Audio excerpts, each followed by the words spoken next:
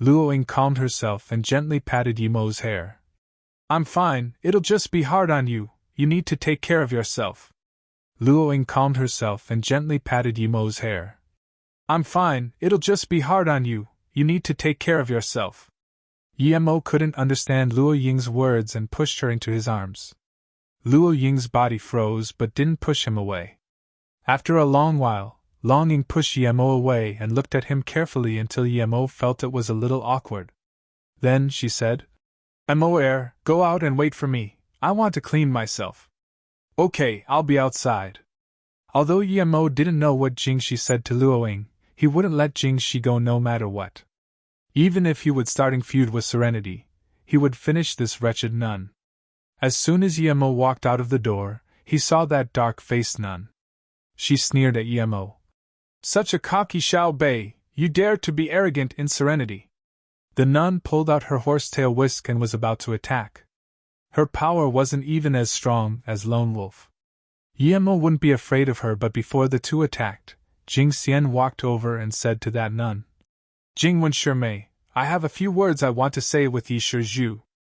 TL note, Shizhu, what nuns and monks refer to other people not in their religion. It essentially means patron. This black-faced nun didn't dare to disobey Jing Xian and quickly said, "Yes, Leader Shijie." Yimo had some good impression of Jing Xian and also thanked her. Jing Xian looked at Yimo and said, "Yi Shizhu, come with me." Yimo saw Jing Xian bring him to the room Jingxi brought him to yesterday and felt strange, thinking, don't tell me this nun is going to do the same as well. What Yimo worried about didn't happen. Jing Xian took out a bag and gave it to Yimo. This was left behind by Susu's master. "When you take Susu away today, give this to her. Susu is a kind soul, you mustn't let her be mistreated." Sigh, before Shimei left, she left Susu under my care, but I let her be mistreated too much. After pausing for a moment, Jing Xian continued, "Yi Shizhu, don't go down the sea of fire today. No one can pass that. I will talk with Jingxi Shimei." He took the bag and felt strange. Why didn't she give it to Luo Ying straight away? But still, he replied, "Thank you, Jing Xian Qian Bei, please rest assured. I won't let Susu be mistreated. Even if I suffer, I won't let her suffer." Humph, so bold statement. Jingxi appeared at the door again. Yimo got up abruptly. His eyes were extremely cold. If it wasn't due to Jing Xian, he would use all his means to kill his disgusting nun.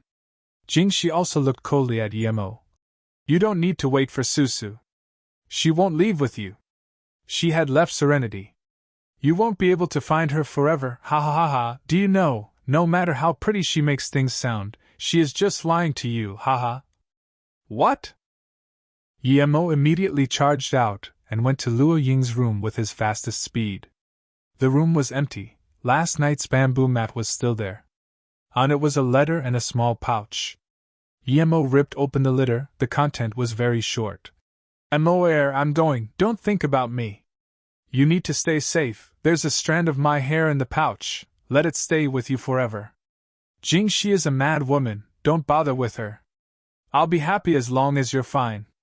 Moer, I really don't want to go. I don't want to lose you. It's because I love you. I don't want you to be my brother. I can't accept this fact. I just want to love you." The remaining content was soaked wet by tears. "Why? Luo Ying. Susu." Veins on Yimo's forehead popped as he roared. "Susu, master, don't leave." Yimo barged out of the room, his spirit sense searching everywhere. He went to the entrance with the stage and the metal chains, but he didn't see Susu. Yimo went back to Serenity but was stopped by the black-faced nun. Under intense range, Yimo threw more than 10 fireballs and didn't even care about Jingwen's horsetail whisk. While Jingwen was surrounded by the fireballs, she punched Jingwen more than 10 meters away. Jingwen was paralyzed on the ground, spitting out blood. She didn't expect Yimo to have such power. But Yimo's back was also bloodied by the horsetail whisk, but Yimo didn't care at all. A few other nuns wanted to stop Yimo but was stopped by Jing Xian. "Let him be, he's emotionally unstable now, wait till he stabilizes." A few nuns stared in horror at the fireball charms Yimo threw out. Even Jingxi didn't expect he had such a killing move. Emo charged into the frost room where Susu was kept. Other than the frigidness, there was nothing inside.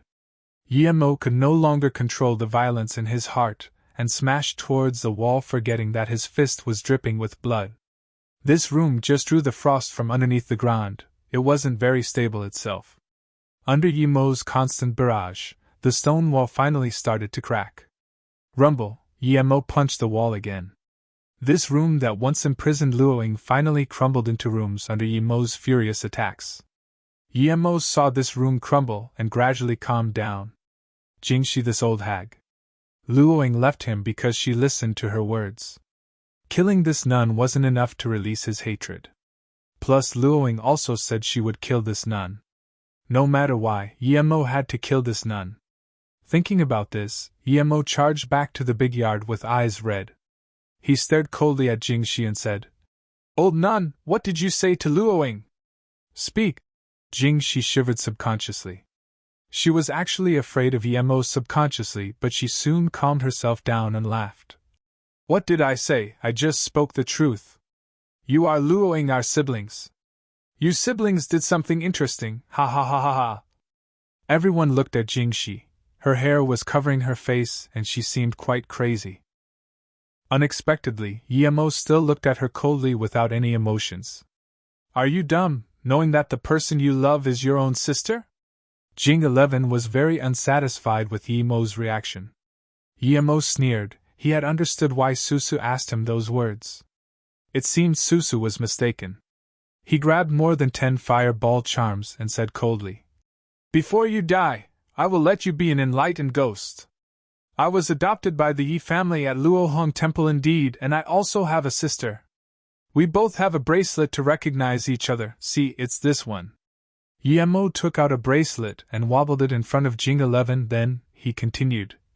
"Oh, I forgot to tell you, my sister is younger than me. She was also adopted from the Luohong Temple, but Susu is 2 years older than me. She wasn't picked up by the Ning family from the Luohong Temple." "Impossible, Susu was adopted from the Luohong Temple." Jingxi's face became hideous. Yemo sneered. "Susu was picked up by Qingshua's mother outside the Luohong Temple. There was still some distance with the Luohong Temple. You probably didn't know that when Susu was adopted, she was already more than one." "Impossible, this is impossible." Jingxi was losing control. Her eyes became red as she pointed at Yemo. "Jingxi is you and Susu's mother. It's Jingxi, that wretched bitch." "Enough." Jing Xian couldn't help and reproached. Jing Xian looked disgustedly at Jingxi before saying slowly, "Jing Xian was a virgin even till the moment she died. How could she have children? Jingxi, you're stepping over the line. Luckily Yishir Zhu isn't siblings with Susu. If they are, then your actions won't be allowed by the heavens." "What? Jing Xian is a virgin? Ahaha." Jingxi seemed to have heard the funniest joke and laughed hysterically. At this moment, the black-faced nun and 2 other nuns closed their hands and said, "Jingxi Shi Mei, Jing Xian Shi Jia is right. Jing Xian Shi Mei was indeed a virgin. Before she left, her virgin mark was still on her arm. We can testify to that." "She isn't," Jingxi murmured. "All I've done was for nothing, no." Yemo sneered and could no longer resist his killing intent for Jingxi. He rushed up and raised his fist. Jingxi, who was half crazy, was smashed away by Yemo's fist, spitting blood in mid-air. Yemo was about to follow up but was stopped by 2 nuns. Although these 2 nuns no longer wanted to kill Yemo couldn't escape their barricade. Yemo threw out more fireball charms under his rage and yelled, "Out of my way!" The 2 nuns knew how strong Yemo's fireball charms were and didn't dare to block it. They quickly dodged. When they looked up, Yemo had already charged past them. Yemo came in front of Jingxi with his fastest speed and punched again. Jingxi had claimed down now. She flicked up her horsetail whisk at Yemo. Yemo wanted to smash Jingxi to pieces now. He didn't even bother with the whisk and still punched. "You're crazy." Jingxi saw Yemo ignoring her whisk and yelled in shock. Although Yemo wasn't crazy, his eyes were crazed with killing intent that anyone would shiver upon gaze. Slap! When Jingxi's whisk hit Yemo's chest, Yemo's fist also landed on Jingxi's stomach. Pumph! Jingxi felt into the deep abyss outside Serenity. Pumph! Jingxi felt into the deep abyss outside Serenity. At the same time, Yemo retreated many meters and crashed into the wall. Many of his ribs were broken, and he also spat out a mouthful of blood. However, Yemo took a lotus life pill as fast as he could. He slowly stood up and turned to look at Jingxian. He didn't say anything and just left this place that made him sad and disappointed. The reason he didn't talk to Jingxian was because he wasn't very happy with her either. It was obvious that Luoying was going to die after being sent into the frost room. Jingxian was the leader of the sect, but he did nothing about this. This made Yemo lose his good impression of her, and while he killed Jingxi, he had a subtle feeling that he was being used. Although he knew that Jingxian might not have thought it that way, but he was still uncomfortable. Seeing Yemo disappear from Serenity, Jingxian sighed and didn't go after Yemo's responsibility. Instead, she turned and walked to the frost room that was shattered by Yemo. Yemo didn't go very far after leaving Serenity. He found a distant place to sit and recovered his injuries. Then, he left Serenity along the mountain path. He came to the platform and walked over the metal chain. However, he didn't go down the mountain. He dug a hole in the cliff face tens of meters below the metal chains. The stone cave had an area of about 3 to 4 meters. Yemo had 2 reasons to stay here. First, he wanted to digest the essence chi stone, and second, it was to try his luck and see if Luoying would come back. The place he was at was just about 100 meters from the top. If someone passed here, he would be able to notice it. When everything was ready, Yemo started cultivating. There was a little amount of spirit chi in the essence chi stone, and it was much harder to digest than spirit stone. Although he still had a lot of things to do, he still haven't gone to Fangnan even though he promised he would do so. As for that taekwondo thing, he already forgot it. He didn't even have time to go to the Song family, much less that North Sand. Without power, everything was unachievable. If he didn't have the resources, never mind, but he had an essence spirit stone. If he just left it in his ring and didn't use it, it would be a waste. Although he could still cultivate at other places, he still had a sliver of hope that Luoying would come back. After experiencing this series of events, he knew that he shouldn't be weak here. Luckily, he still had food in his ring, and it was fine even if he stayed here for a few months. Time flies as one cultivates. A week later, when Yemo's essence chi stone had become dust, his power was at the peak of stage 3. If he still had another one or a little bit of fortune, he could reach stage 4. Yemo sighed. He had to stop. Resources. Without resources, he wouldn't be able to progress no matter how much time he used. However, he was very satisfied with his progress in a week. He had only been here in this world for less than a year, and this place was seriously not suitable for cultivation. But still, he was able to reach the peak of stage 3, what could he say? When he first came here, he thought he would never be able to reach stage 3, but now, he was about to reach stage 4. Plus, the reason he could cultivate to this stage was mostly due to fortune. Without those, perhaps he would still be struggling in stage 1. He needed to improve his power, but he couldn't cultivate, so he could only forge the flying sword. Luckily, all the materials were ready. Yemo really wanted to thank this auction. Without it, not only was there not enough materials for his flying sword, but he wouldn't even be able to reach peak of stage 3 as well. He casually took out the gum iron essence, deep sea buttonwood, green silver sand, star jade and other materials. Yemo felt satisfied looking at them. These materials were top-grade materials for making flying swords even in the cultivation realm, but he actually managed to gather it. He would have never believed he could gather it when he first came here. Yemo's power increased a step and his chi fire was also much stronger. Although chi gathering state chi fire was still a bit weak for making flying swords, Yemo had to make one. If he didn't, he wouldn't be able to beat Earth-level masters. Plus, once his power increased, he could reforge it. The reason he chose this place to make the flying sword other than waiting for Luoing was because Yemo believed the auction holders wouldn't just let him go. It must have been a hidden sect power that held the auction, and he also heard Jingxi say it was some space organization. Even though Yemo knew these hidden sects wouldn't appear in the mortal world, Yemo didn't dare to be careless. They didn't appear in the mortal world, but it didn't mean they couldn't. If there was something they desire, they would be completely able to come out. For them, it was too easy to lock down Wuliang Mountain. Yemo collected his thoughts and started up a gust of chi fire. Then, he put the gum iron essence, deep sea buttonwood, green silver sand, star jade and the other materials into the fire, making the slowly melt and mix. Because Yemo's power was so low, while he was forging the sword, he had to slow down just to recover chi. The impurities of the materials were slowly removed under Yemo's control. If he was foundation establishment stage, Yemo could finish this in one day, but due to his low power, he took half a month to finish refining the materials. After taking them out, he started to forge them into the shape of a sword and mark formations on it.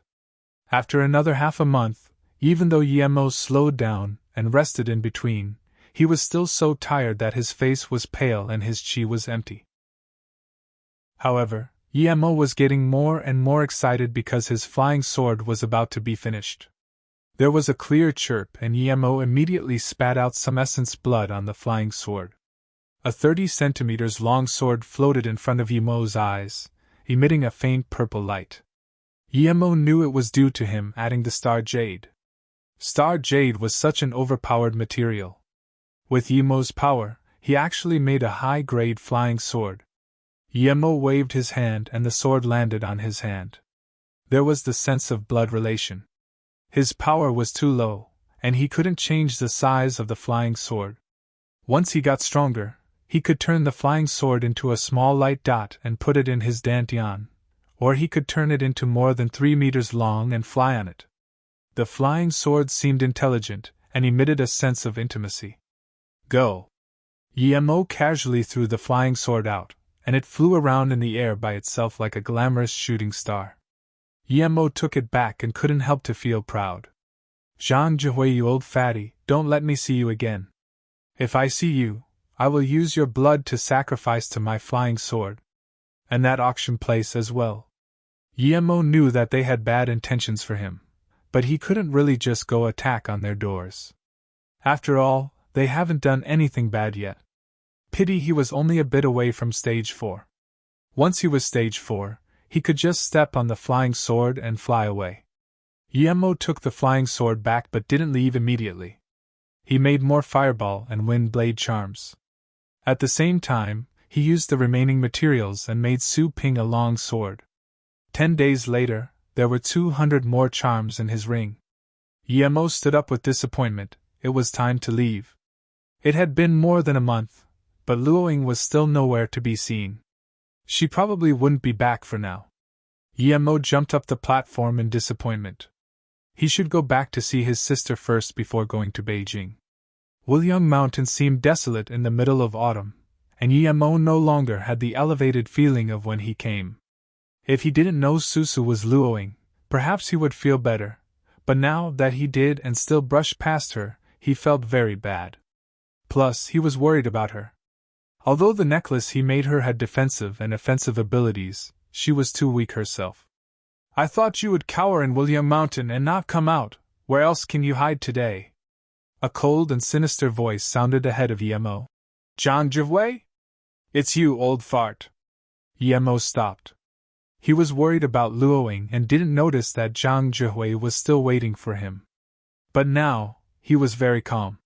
He was at the peak of stage 3 chi gathering, and he had a flying sword. Even if he didn't have the sword, he could smash this old guy to death with his fireballs. Humph, you got balls. Xiao Bei, learn how to be a human next life.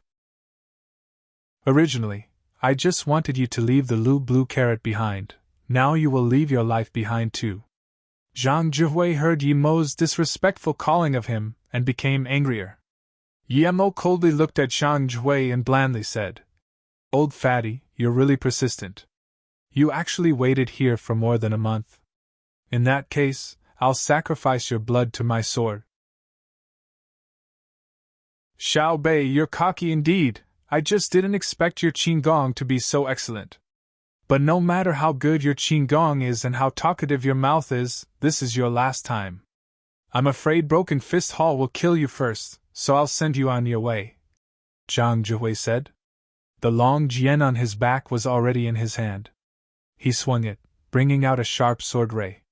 Xiao Bei, you're cocky indeed. I just didn't expect your qigong to be so excellent.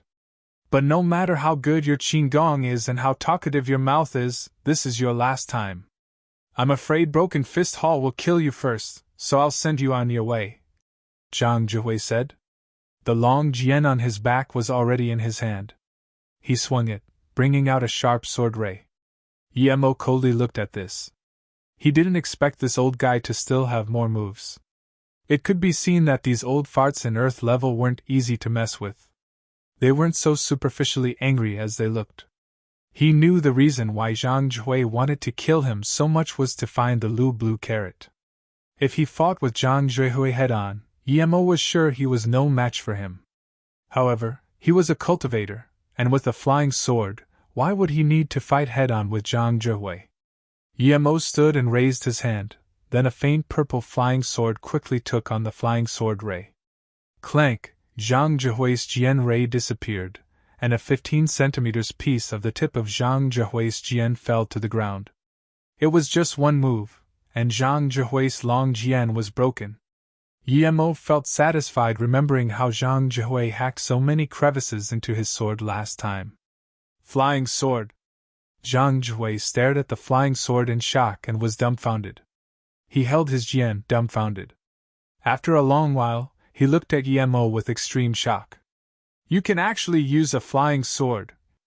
Who are you? Yemo sneered. What, old fart, weren't you going to rob my stuff? How come you look like AP*SY now? Old fart, how dare you try to rob me? You really think you've lived long enough, huh? Zhang Zhihui's face was green, but he didn't dare to move. He knew that if he moved, the flying sword above his head would immediately decapitate him. He really didn't imagine someone in this world could use a flying sword. This was only in the fairy tales. If someone else told him that he saw a flying sword, he would for sure say that person was dumb, but now, he saw it with his own eyes. Since you have nothing to say, I'll use your head to sacrifice to my flying sword. Yemo sneered. The flying sword made a beautiful swirl in the air before landing on Zhang Zhihui's neck. Don't, Qian Bei. Zhang Zhihui didn't dare to talk useless things anymore. Although he could dodge this one, what about next time and the time after that? As long as there was a flying sword, he was dead for sure. Yemo controlled his flying sword and blandly said, Any last words? Or you can tell me which sect you're from, I'll annihilate them all. At this moment, Zhang Zhihui no longer dared to doubt Yemo's words. Yemo really had the power to annihilate an entire sect. Qian Bei, please have mercy. Although I belong to the hidden sects, I'm from the Xian Riverjiang family. Zhang Zhihui knew that if he spoke one word wrong, the flying sword could easily pierce his head. Although the flying sword was only an inch away from his neck, he could feel his skin was already pierced and bleeding. He didn't dare to lie. After all, quite a lot of people knew about him from the hidden sections. Xian Riverjiang family? Yemo repeated and took back the flying sword. He had heard of this family. It was the biggest of the 5 great families, but it was very strange that their main power wasn't in Beijing. Although there were some, their main power was in Xian River. No wonder they could become the first family. They had an Earth-level middle-stage master. Which other family could compare to this? Before he had a flying sword, even he couldn't mess with Earth-level middle-stage masters. Yemo was thinking about whether to kill this old fart or get some benefits out of him. As though seeing what Yemo was thinking, Zhang Zhihui quickly said, Qian Bei, although our Zhang family isn't so good, if there's anything Qian Bei needs, we have a lot of manpower at the Zhang family. Yemo smiled. He knew what Zhang Zhihui meant. He didn't really mean they had a lot of manpower, but that their Zhang family had been passed down for so long, they have a certain amount of savings. The reason this Zhang Zhihui could reach Earth level must be due to Zhang family's huge wealth other than his own luck. Although Yemo had a flying sword, his cultivation speed here was too slow. If he could use the Zhang family's wealth to help him search for some herbs, it would benefit both. Thinking about this, Yemo took back his sword and said, "In that case, I'll let you go for now, but if I find that you're useless to me, I will still kill you." "Yes, Qianbei, I will do everything that you order." Zhang Zhihui wiped the sweat from his head, knowing that he finally saved his life. He was sure that Yemo didn't want to expose himself in front of so many people. If Yemo wanted to kill him last time, it would be all too easy, but then, everyone would know that he could use a flying sword. Funny how the Space Association still wants to act against him. He was fine falling from such a high cliff, so it must have been intentional because he had the ability. Luckily, Zhang Zhihui was a fast thinker. Otherwise, he would be killed immediately, much less reach Earth level tertiary stage. In his view, Yemo was older than him, perhaps a master of the legends. Although Yemo looked young, he had face-preserving pill. Who knew how old he really was? Brother Zhang. Since he was going to cooperate with Zhang Zhihui, Yemo gave him some respect. After all, he was that old. However, it would be impossible for Yemo to call him Qianbei or something like that. Zhang Zhihui heard this and shivered. He quickly waved his hand and said, "Qianbei, you mustn't call me Brother Zhang, just call me Zhang Zhihui." In his heart, Yemo was at least a master beyond the Earth level, perhaps more than 100 years old. Yemo smiled.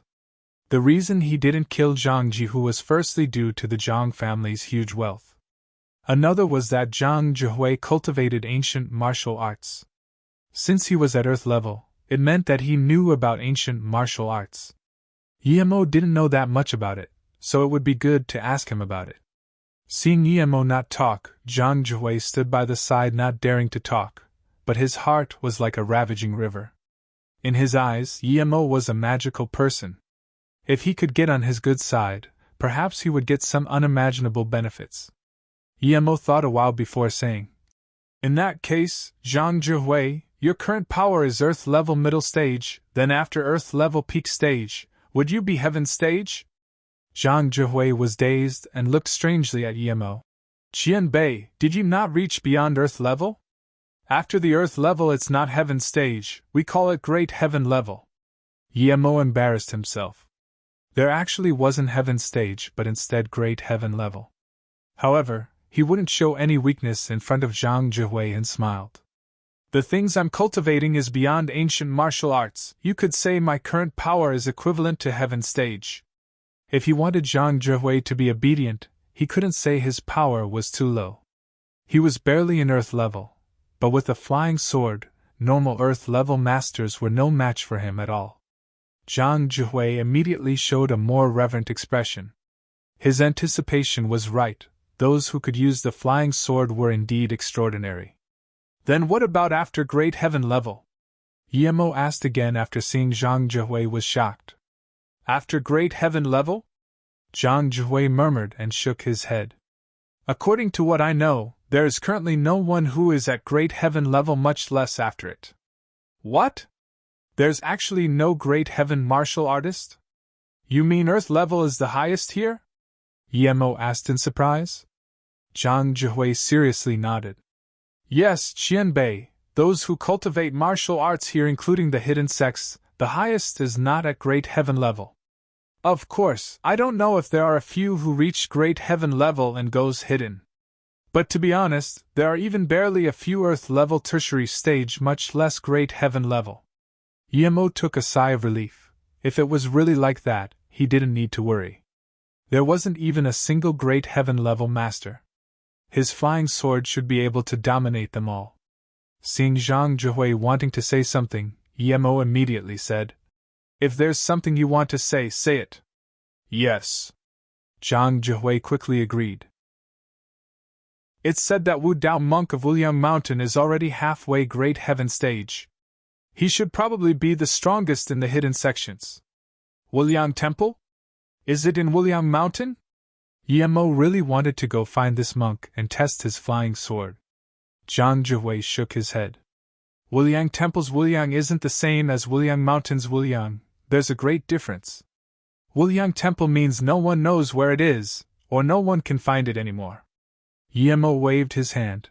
He already knew the approximate state of the hidden sections. He had no intentions of asking where the Wuliang Temple was.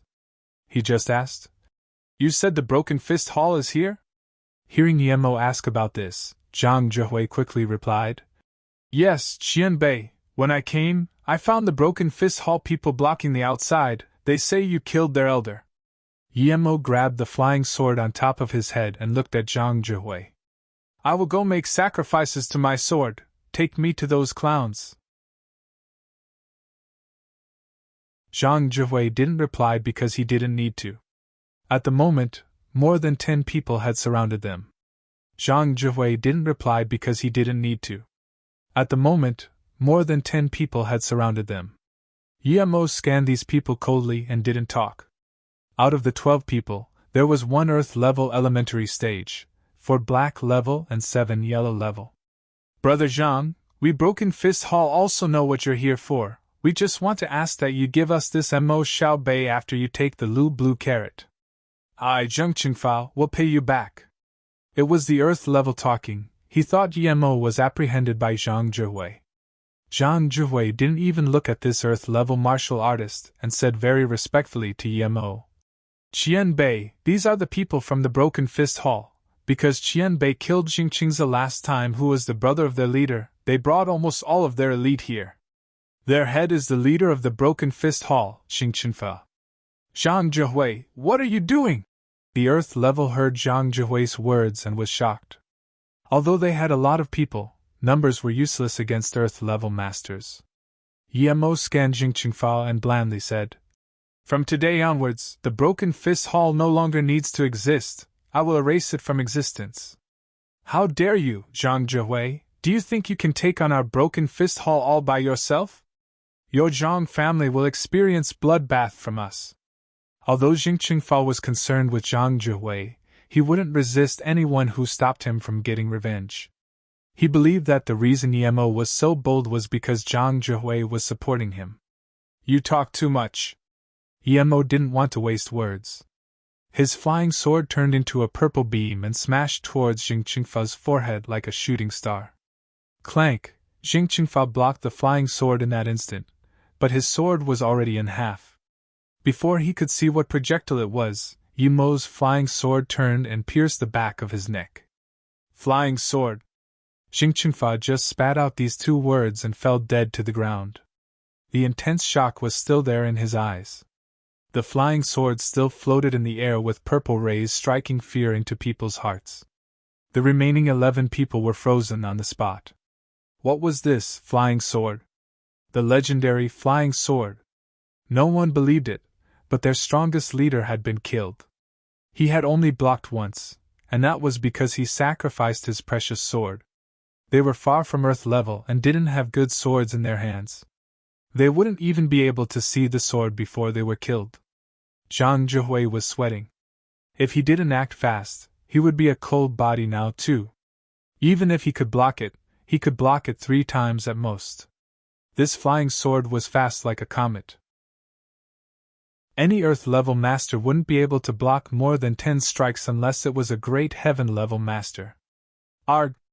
A Black-level peak master was the first to react.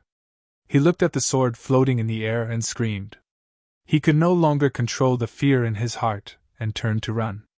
"Humph!" Yemo sneered. Since he killed, he had no intentions of letting any of them go. The Broken Fist Hall was different to Zhang Zhihui. It was a hidden sect, so if he didn't kill them all, it would come back again. Plus, he killed the brother of their leader, so there was no way around this feud. The only way was to erase it. Meanwhile, Zhang Zhihui had a large family wealth and had his concerns. Plus, he didn't have that much feud with Yemo, so it would be far more useful to let him live than kill him. Under the control of his spirit sense, the flying sword twisted into a purple beam and pierced all of their heads quickly. In the blink of an eye, there were only 2 people left. Yemo controlled the sword to spin in the air but didn't move anymore. The remaining people were shocked by Yemo's carnage and kneeled down after half a beat, not daring to say anything. All they did was keep bowing their head on the ground. Seeing the bloody scene, Zhang Zhihui shivered. This was real carnage. At this moment, he wouldn't doubt for a bit that Yemo could kill his entire family. This guy killed without any emotions. He could tell that Yemo often did these types of things. Broken Fist Hall was still a middle-ranked hidden sect, but more than 90% of their elites were gone like that. This Qianbei was far from as easy to talk to as he had imagined. He didn't kill him probably due to other reasons. Thinking about this, Zhang Zhihui wasn't just feeling cold, he could even feel his calves shivering. Suddenly, Zhang Zhihui felt a frigidness and he subconsciously looked at Yemo, and saw that Yemo was staring at him and sneering. Qianbei! Zhang Zhihui's head was tingling. Yemo didn't say anything but just stared at him once and looked away, closing his eyes. What did the Qianbei mean? Zhang Zhihui was scared. Was he going to be killed too? But then why did he leave too alive? Yemo didn't seem to hear what Zhang Zhihui said but just looked up at his flying sword and his eyes were indifferent. Zhang Zhihui couldn't understand Yemo's intentions for a long time, but now he saw Yemo look at his flying sword and then on the two remaining people on the ground. He suddenly understood, Yemo wanted him to kill them. If he didn't show his loyalty now, perhaps this Qianbei's flying sword would pierce his head immediately. Thinking about this, Zhang Zhihui didn't dare to wait at all. He immediately picked up his sword and rushed quickly in front of the two remaining people and sliced twice. The two kneeling on the ground was confused. They didn't why Zhang Zhihui killed them instead of the flying sword wielder Qianbei. You're very good. Yemo scanned Zhang Zhihui and took back his flying sword. Zhang Zhihui secretly wiped some sweat, thinking he almost didn't understand what Yemo meant. Since you want me to kill them, just say it. Why be so mysterious and stuff? Zhang Zhihui took a breath of relief and said, Qianbei, these Broken Fist Hall people are evil. They dare to offend Qianbei, serves them right to be killed. Just wait for me to deal with these bodies first. Zhang Zhihui was about to clean away the bodies. After all, even though it was fighting amongst the hidden sects, they still needed to deal with it in secret. Yemo smiled and said, No need. Then, Yemo casually threw out more than 10 fireballs. He was stage 3 Qi gathering peak now, so he could barely use 14 fireballs at once. The bodies on the ground were burned to ashes, and even the ground started to crack. Zhang Zhihui was dumbfounded.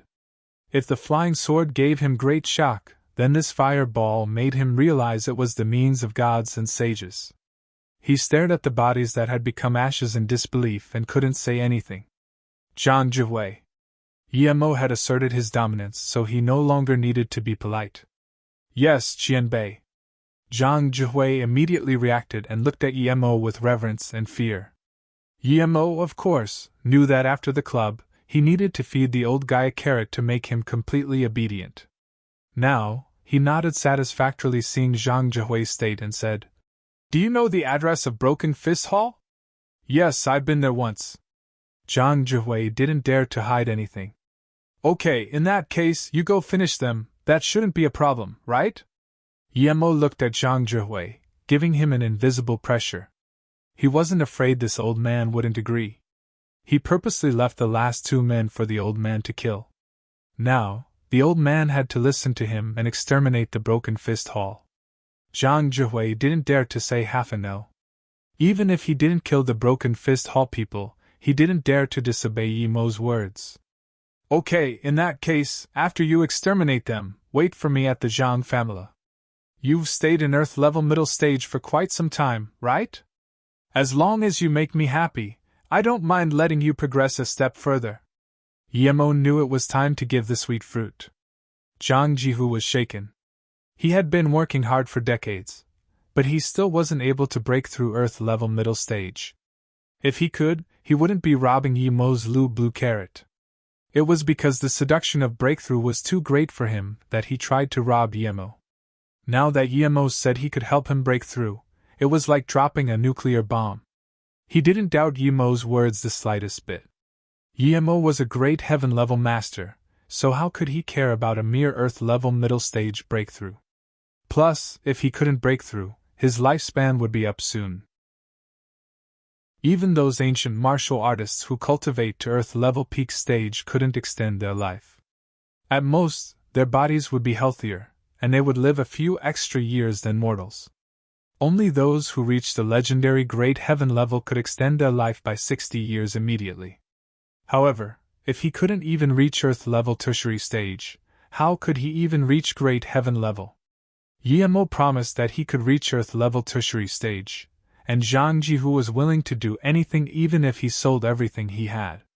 After a long while, he woke up from this huge joy and immediately knew that Yi Mo wanted him to show his loyalty. As such, he quickly said respectfully, "Qian Bei, don't worry, I won't let a single person escape from Broken Fist Hall." "Okay, in that case, go do it and wait for me. Remember, if there are some rare herbs and ores, collect it all for me. I will give you a list in some time, help me find the herbs on it. I won't mistreat you." Yi Mo noted. "Okay, in that case, go do it and wait for me. Remember, if there are some rare herbs and ores, collect it all for me. I will give you a list in some time, help me find the herbs on it. I won't mistreat you." Yi Mo noted. Zhang Zhihui took a breath of relief. He was afraid Yi Mo had no requests, but since Yi Mo had some, he felt assured. If he had no value, he didn't believe a decisive killer like Yi Mo would let him go. When Zhang Zhihui left, Yi Mo glanced at the brush on the side and sneered. This person was hiding there when he killed Jing Qingfe. However, Yi Mo didn't expose him. He knew it was that Shi Wushan from the auction. He believed that after the old guy saw his powers, the people from the auction wouldn't dare to mess with him. The reason he didn't get into more conflict with the auction association was because of resources. Perhaps he could collaborate with the association again. However, if they tried to play any tricks, he could annihilate them at any time with his current power. As soon as he left Wuliang Mountain, Yi Mo called Xiao Gang. After all, he promised him to race for him but had delayed it due to his own things. He didn't know whether it was finished already.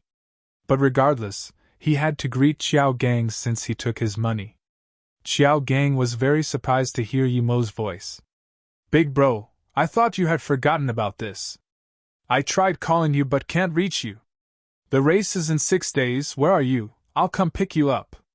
Yi Mo didn't expect the race to not have begun yet. He looked at the calendar on the phone and discovered that it wasn't the end of the month yet. In that case, he would help Xiao Gang. After all, Xiao Gang's money helped him in a time of great need. Thinking about this, he immediately said, "I'm going to Tandu Shifan University to find my sister. Just find me the day before the race." "Ah, great, the race is near Tandu, in the Guilin Valley. I'll come pick you up at that time." "Thanks, how do I call you, brother?" Xiao Gang was worried for a month. Just when he was lost, he received Yi Mo's call and was very excited. It was not that he thought Yi Mo was a fraud, but he felt with Yi Mo's supercar skills, it would be too easy to earn hundreds of thousands, and there was no need to cheat him. "I'm Yi Mo." At this time, Yi Mo no longer needed to hide. The hidden sects already know of his identity. He hid his identity because he was too weak. Now that his flying sword was made, unless he wanted to fight the entire country or the entire hidden sects, he didn't need to be scared. Those two conditions wouldn't even exist. He didn't harm the country, and in addition, he was the instructor of flying snow and had the permit to kill. Xishuang Temple. A few people rushed over into that secret meeting room. Shi Wushan was already restless. "Elder Shi, why did you call us in a hurry over here?" The one talking was Lady Fang. Yu Shixiong sat down slowly and said, "Lady Fang, don't worry, I think we probably found that Moing." However, Shi Wushan stood up and said, "Yu Shixiong, I have indeed found his traces and also saw his real face. That young man is only in his 20s, but—" "You saw him being attacked by the Broken Fist Hall people?" Bigoti said. Shi Wushan nodded, but before he said anything else, Lady Fang continued, Was he killed by the Broken Fist Hall people? If that's the case, are they not giving us space association any face at all? Yu Shixiong shook his head and calmly said, Lady Fang is too hasty. Their Broken Fist Hall is not bad, but they're not at the stage to disregard us. Even if that Moing killed Jingqingzi, they wouldn't dare to act so confident. I think she sure D has something else to say. We must get Moing. What conditions did they bring up? Shi Wuxian shook his head and said, Broken Fist Hall didn't say anything. That's impossible. Even if they are giving us face, they will certainly still have some conditions. Yu Shixiong shook his head. He believed his judgment was right. Shi Wuxian seriously said, It's not that they won't, but they can't. The 12 people who attacked Moing, including their leader Jingqingfa, were all killed by Moing. What? Yu Shixiong exclaimed as his cup fell to the ground. It splashed water, but he didn't notice it at all. After half a beat, he gasped and said, Jingqingfa is at the peak of Earth-level elementary stage, and he has 11 good men. That young man can kill him. Was he pretending before? Shi Wuxian heavily nodded. I think he might have been acting before. I clearly saw from the side that this person is very decisive in killing, and he is also merciless. He could actually kill Jingqingfa and 11 strong men's attack. She sure die. What level is he? Yu Shixiong recovered from the shock and calmed down. Shi Wuxian seriously said, I suspect he has reached Great Heaven level already. What? Not only Yu Shixiong was shocked again, but also Lady Fang and the goatee. Great Heaven level? Was Great Heaven level this easy? Ancient martial arts hadn't had a Great Heaven master in over a few centuries. She sure die. Did you see wrong? This Moing once killed Lone Wolf, but it's too much to say he's Great Heaven level. Yu Shixiong's face was getting more and more serious. Shi Wuxian shook his head and said, I'm sure I saw it right. I was suspicious last time when he fell off the cliff. Even an Earth-level peak stage master would die if they fall from that cliff, but he even managed to survive unscathed.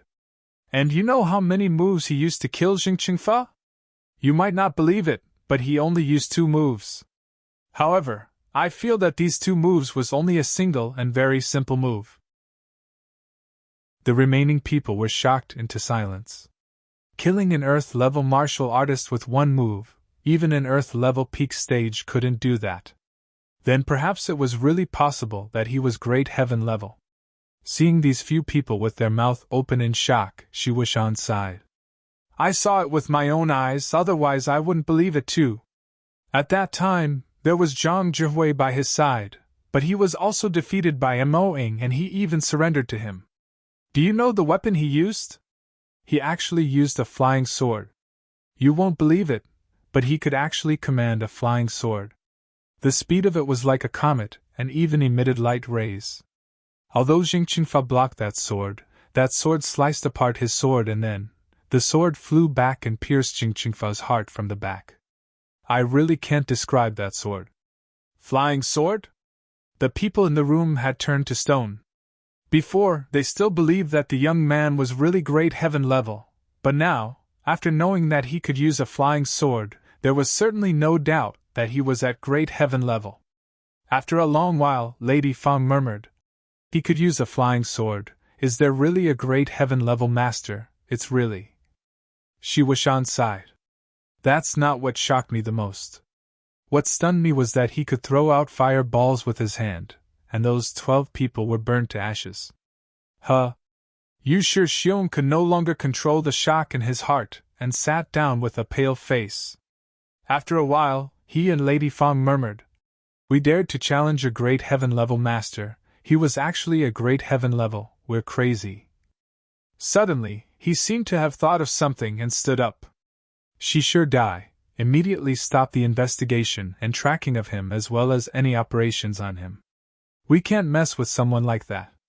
Shi Wuxian bitterly smiled. It's too late. I'm sure he noticed me when I hid on the side, but he just stared at me and sneered. He didn't call out my name, but I'm certain he noticed me. He's that strong? Goatee sighed after a long while. Yu Shixiong sunk into a long silence before slowly saying, If he really wanted revenge against us, we have no way to stop him. Since he discovered she sure D and didn't point it out, it meant he has some other intentions or some place where he needs our help. Plus, we haven't really offended him yet. Zhang Jue offended him that much, but he didn't kill him and instead took him under his wing. Perhaps we can be like Zhang Jue too. Shi Xiong, you mean? Shi Wuxian's eyes lit up. He couldn't say this analysis was wrong. Yu Shi Xiong had calmed down now and said again. This person can take out something like Lotus Life Pill and Face Preserving Pill meant that he's definitely someone powerful and cares a lot about herbs. The reason he didn't fight with us was not because he was scared of us, but because he wants to borrow us to do something for him just like Zhang Zhihui. Then what do we do now? Contact him? Lady Fan said. Yu Shi Xiong shook his head, however.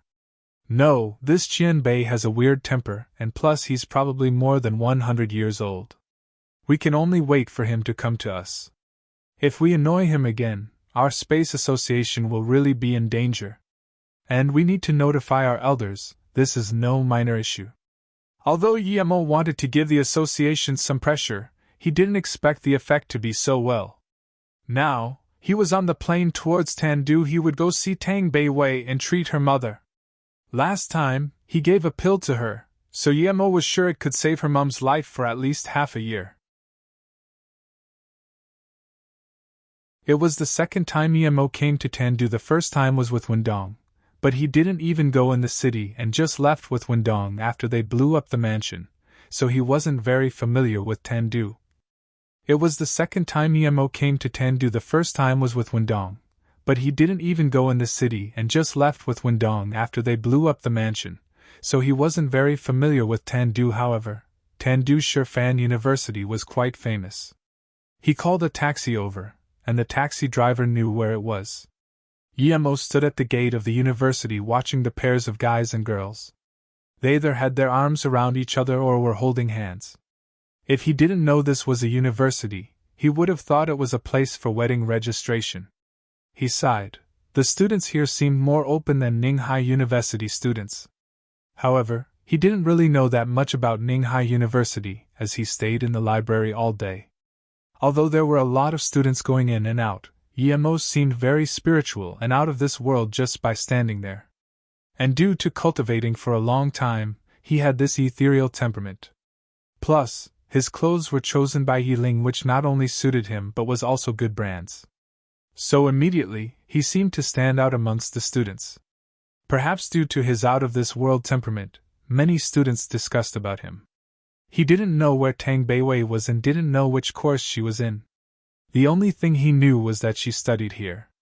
He walked to the front door and stopped a girl with a few books and said very politely, "Hello, may I ask?" Before Yemo could finish, he saw the girl glare at him and say, "I don't know." Don't know? Yemo was confused. He didn't even say where he wanted to go. Who said only girls knew where the girls' dorms were? Yemo thought guys should know its whereabouts too. Why did he have to ask a girl? Yemo blamed himself for being too dumb, but this girl was too rude. He stepped aside and stopped the guy behind her. "Hey, do you know where the girls' dorms are?"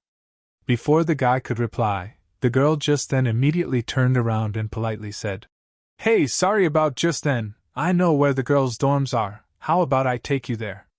A minute ago, she told him she didn't know coldly, but now, she was full of smiles and offered to take him there. The change was too great. Yemo turned and looked at this girl and frowned. What was this? The guy Yemo asked saw this and quickly smiled and slipped away. This girl's change had aroused Yemo's suspicion. He started to study this girl. She seemed to be in her 20s and were more mature than most students. However, she was relatively pretty. Her skin was white, and her hair was shoulder length. Amidst her cold temperament, there was also arrogance. Her lips were rather thin, and it could be seen she was a little cold-hearted. This girl was weird. Yemo didn't want any trouble, so he said, "No need, you can just point a direction for me." The girl seemed to be bemused, but she quickly enthusiastically said, "No, I'll take you there. I'm afraid you won't be able to find the way if I just point a direction." But her cold temperature didn't match this hospitality. Before Yemo could talk, a bright red sports car stopped in front of him, and a handsome youth got off. This youth walked over and said to the girl in front of Yemo, "Hichi, I saw you from across the road, it's such a coincidence. Let's go, we'll go together." Yemo looked at this car. He had no knowledge about cars. Other than some really good cars, he knew nothing about it. He didn't even know what brand this car was.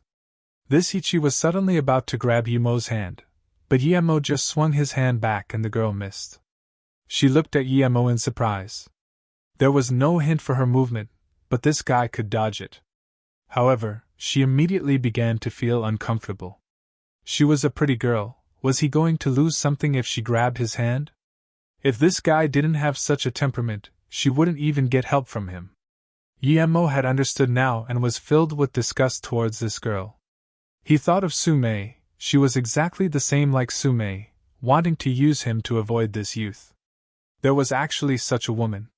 He didn't even know her, and she wasn't even willing to help him with the way, but now she wanted to use him. Yemo was not only disgusted but he also extremely detested this girl. If she helped him point the way, then perhaps he wouldn't mind helping her. However, this Hichi not only wouldn't help him point the way, but she also wanted to use him to block a guy she didn't like. It was obvious this man driving the sports car was no ordinary person. If it was any other guy, they wouldn't have a good ending. It could be seen how heartless this woman was. Only thinking about herself and completely disregarding others. Yemo sneered. He didn't want to help this girl at all. "Hello, I'm Jonghi." This youth took his hand and wanted to shake hands with Yemo. His mannerism was elegant and seemed very polite. However, Yemo's spirit sense scanned a small prick on this youth's ring, and a blue light flashed very quick. This prick was very small. If he shook hands with him, the needle would pierce into his hand. Such a malicious guy, this pair of animals. The youth smiled so amicably but was so malicious. He didn't even know who he was or who Yemo was to this girl and wanted to attack him. Although Yemo didn't know if the tip was poisoned, he knew this needle wasn't a simple thing. Yemo casually hit out a strand of chi into the palm of the youth and coldly looked at the youth. "Not interested." Then he turned and left. This youth saw that Yemo didn't even want to shake hands with him, and his eyes immediately went cold. He didn't believe anyone would see the prick on his ring because it was extremely small. "Wait for me, ah." The girl saw Yemo ignore the youth and turned to leave. She was surprised but immediately reacted and chased towards Yemo. "Piss off." Yemo stopped and said without remorse. Not only the girl was shocked, but so was all the students around the school. Someone actually told Princess Chi to piss off. Was this guy drunk? This girl was also shocked. It was the first time she was told to piss off. However, she reacted real quick and immediately said, "I have nothing to do with Zhang-He, don't misunderstand me." Then, she charged up and attempted to grab Yemo's sleeve. Zhang-He was extremely furious. The girl he liked said she had nothing with him in front of him to explain to another guy. Yemo was so angry he laughed instead. He was just asking for the way and asked out such a problem. He pulled the girl's hand away, then looked coldly and said, "You have nothing with him just because you say so? I don't think a woman like you would have nothing with anyone. I'm not interested in a woman like you the slightest bit. Don't pester me or don't blame me for what happens next." The girl was shocked. She didn't expect there would be such a person like Yemo, ignoring her beauty like it was nothing. In her view, it would be the guy's honor that she used him for a shield, but this guy was completely different. She couldn't accept this at all. She was arrogant and had nothing with the Zhang-He, but this male student said such words. At this moment, she calmed herself and looked at Yemo. Other than a different temperament, this student had a handsome face with distinctive features as well as this out-of-this-world temperament, making her forget to rebuke Yemo's words. Bei Wei, Yemo's spirit sense scanned a girl walking to a classroom with her head low. It was obviously Tang Bei Wei. At this moment, he had no mood to waste time with this woman, so he took a few steps over. When the girl reacted, Yemo was already tens of meters away. Hichi was stunned. She didn't even see how Yemo left, all that remained was a back figure. She rubbed her eyes. Did she see wrong? However, Zhang He put down the phone and sneered at Yemo's back. He originally only planned on making Yemo suffer a little, but he was really pissed now. Bei Wei, what's wrong? Yemo saw Tang Bei Wei didn't go in the classroom but cry in a dark corner. Tang Bei Wei suddenly heard Yemo's voice and drastically looked up. She was dazed for a moment before calling out, "Big brother." She ran into Yemo's arms and started crying. Yemo grabbed the necklace on Tang Bei Wei's chest and his face sunk. It was obviously activated before, meaning that somebody had attacked her. He patted Tang Bei Wei's shoulder and said, "Bei Wei, what happened? Why are you so skinny? Did someone attack you as well?" Tang Bei Wei took a breath of relief and rubbed her eyes. Then she looked up at Yemo and said, "Big brother, I thought I wouldn't be able to see you again.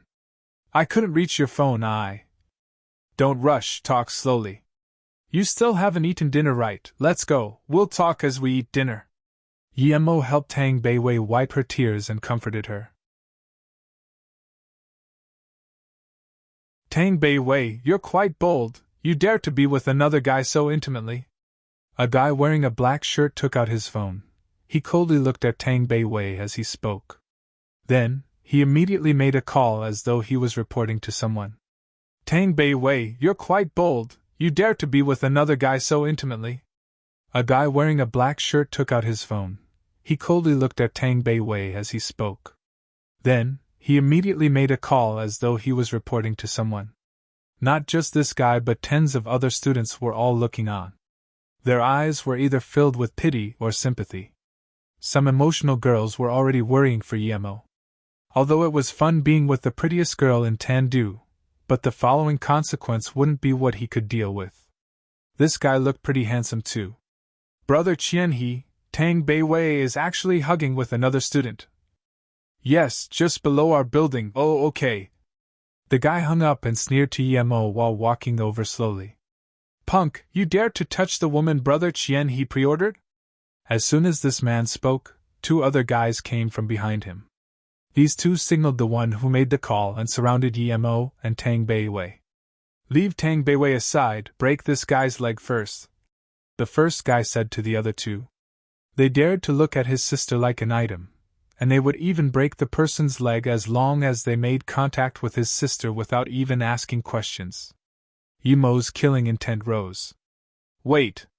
Just when the few guys were about to attack, the girl from before came over and yelled. The man who made the call stopped and looked at Hichi before saying, "Sister Chi, this is Brother Qianhe's order, it's best you don't get involved, otherwise." The Hichi girl's face changed. Obviously, she knew who Qianhe was and felt threatened by him. However, she still said to Yemo, "I didn't know you had such relationship with Tang Bei Wei. Leave her quickly and apologize. Otherwise, if something happens, don't blame me for not reminding you." Yemo coldly looked at Hichi. "Move aside, don't piss me off or I'll beat you too." Yemo had no good impression whatsoever of this woman. "You!" Hichi finally couldn't take Yemo's attitude anymore. Her face changed and wanted to say something but eventually didn't. She really moved aside but her eyes were full of contempt. After the girl moved away, Yemo scanned the student who made the call and slowly said, "You said you were going to break my leg just then?" "Indeed, but now it won't just be that, your hand needs to be broken too, charge." Then, the guy charged up and smashed towards Yemo's face with his fist. The two guys from the side also came up kicking towards Yemo's left and right leg. Obviously, it wasn't the first time they were fighting together and had good cooperation. Before Tang Bei Wei reacted, Yemo had already jumped up and kicked out his foot. This foot kicked over the left guy before kicking into the front guy's wrist. And that wasn't the end. It continued to kick into the left leg the right guy kicked out. When these three were kicked into a pile by Yemo, Yemo landed with Tang Bei Wei. It was a perfect 360 turn and these three didn't even turn Yemo's clothes. "So handsome!" People were already cheering. Kicking three people with one kick and spinning a circle in the air with someone in his arms. This was too awesome. This Ichi looked at Yemo in a daze. She just remembered that Yemo left her without her even noticing. There were rays in her eyes. She had an instinct that this handsome guy was no ordinary person. Tang Beiwei looked at the three guys kicked onto the ground. She didn't talk and wasn't surprised. She knew how strong her brother was. He even killed people. Yemo walked over, looked at the three guys and said once again. Just then, you said you were going to break my hand and leg, right? That's right, punk. Don't think you can be arrogant just because you know a few moves. You won't be able to die even if you want to after offending Brother Qianhe. You dare to mess with Brother Qianhe and take his woman. You don't want to live anymore, Arg. The guy could no longer talk because Yemo had stepped on his mouth. Yemo could crush the guy's entire head, but with so many students watching, he didn't want to do that. He just broke off all of his teeth, leaving behind a mouth full of blood. Arg! The guy didn't expect Yemo to be so cruel. However, he didn't expect that what followed next would be more cruel. Yemo kicked a few times, producing a terrifying cracking sound. In that moment, Yemo broke all of their limbs. The students looked on in shock. This guy seemed very amicable, but he was so cruel when he attacked. Not only did he beat up Qianhe's men, but he also crushed all of their limbs. This wasn't breaking but pulverizing. These three students were gone, but so was this guy. He was really gone. He messed with someone he couldn't mess with. The people around didn't expect this to not be over yet. Yemo kicked the three unconscious guys into a pond before leaving with Tang Beiwei.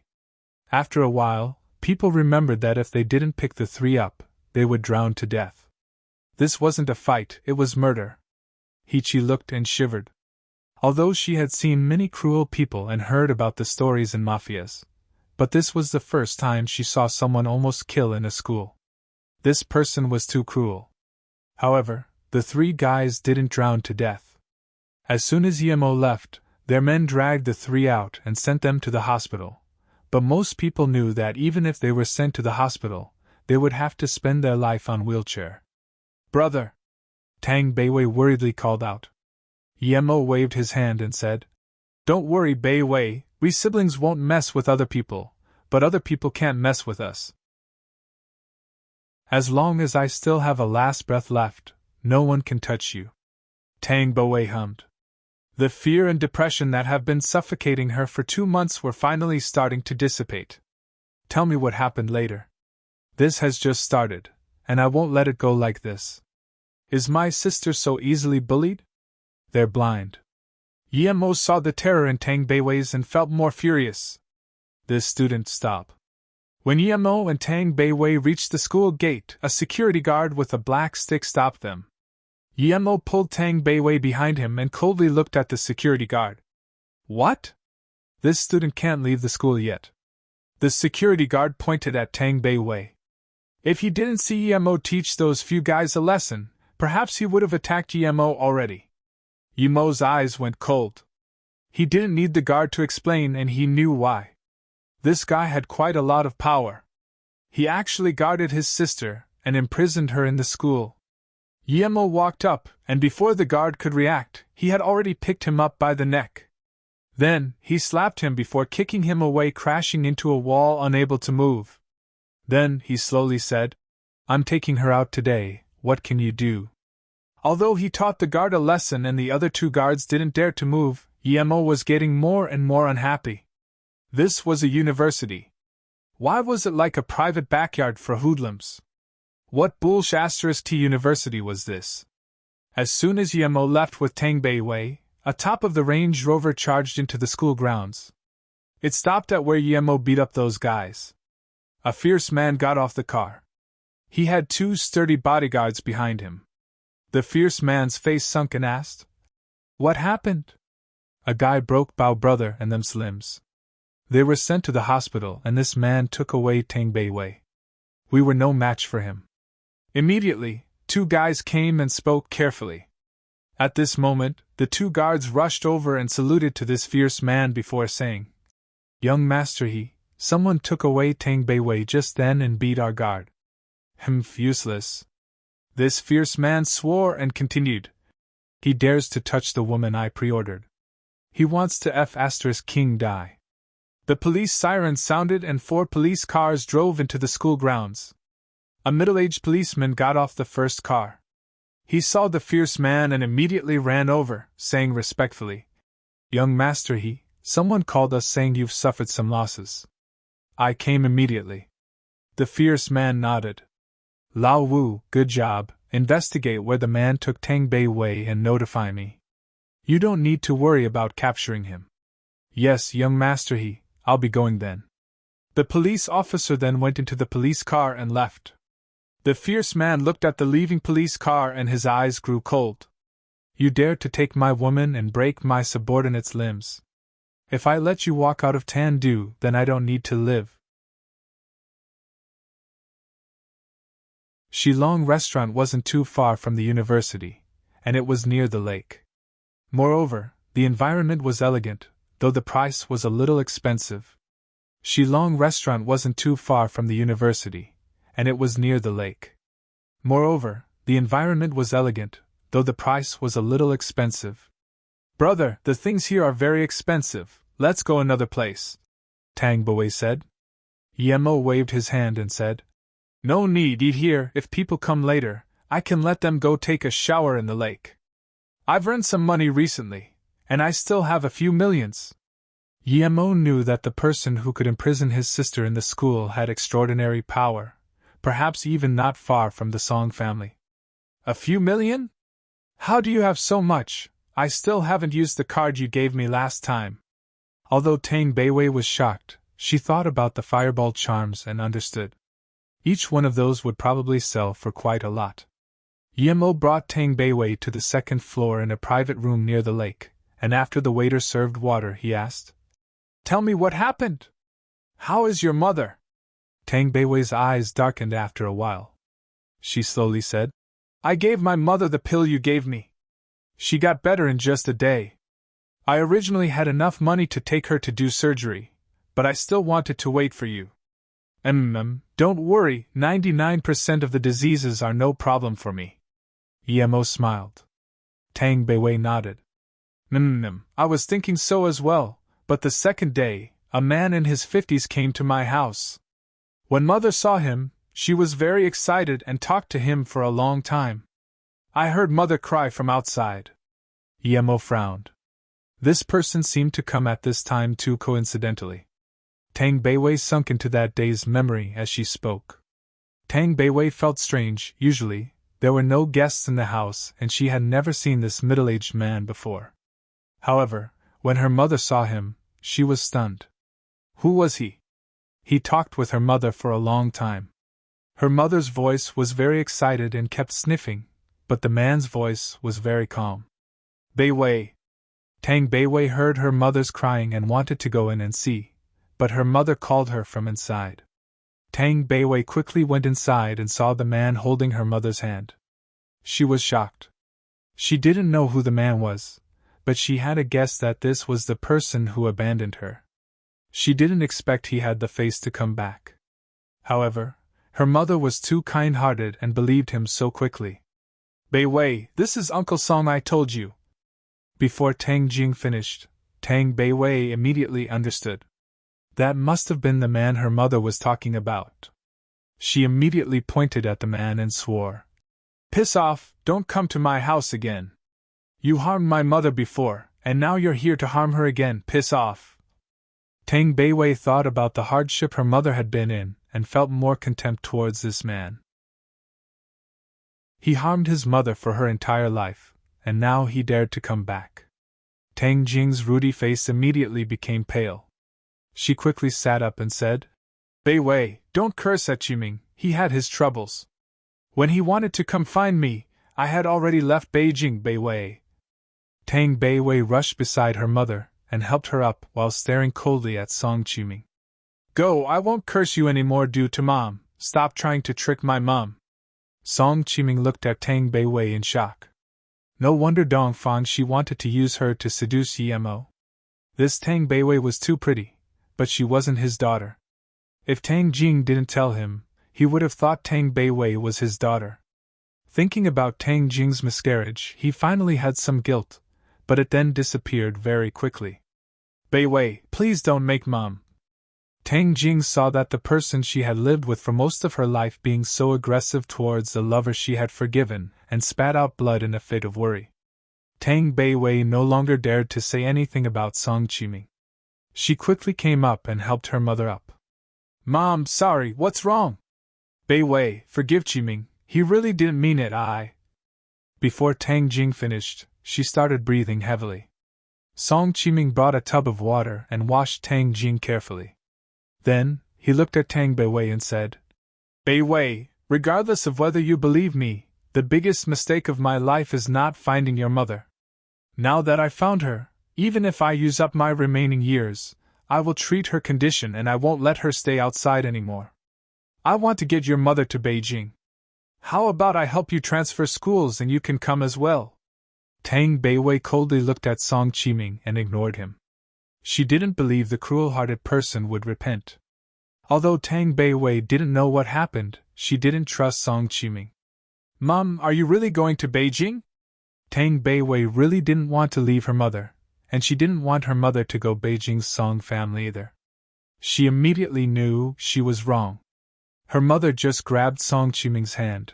Her eyes were full of hope and happiness that she didn't even hear her daughter's words. Tang Bei Wei suddenly felt sad. She had been living with her mother for more than 20 years, and her mother treated like a real daughter, but this Song guy stole away his mother as soon as he came. Was this the power of love? She knew she was being tricked, but she still lied to herself to believe the Song guy. She suddenly remembered Yemo. Was her mother's desperation to see this Song man the same as her desperation to see her brother?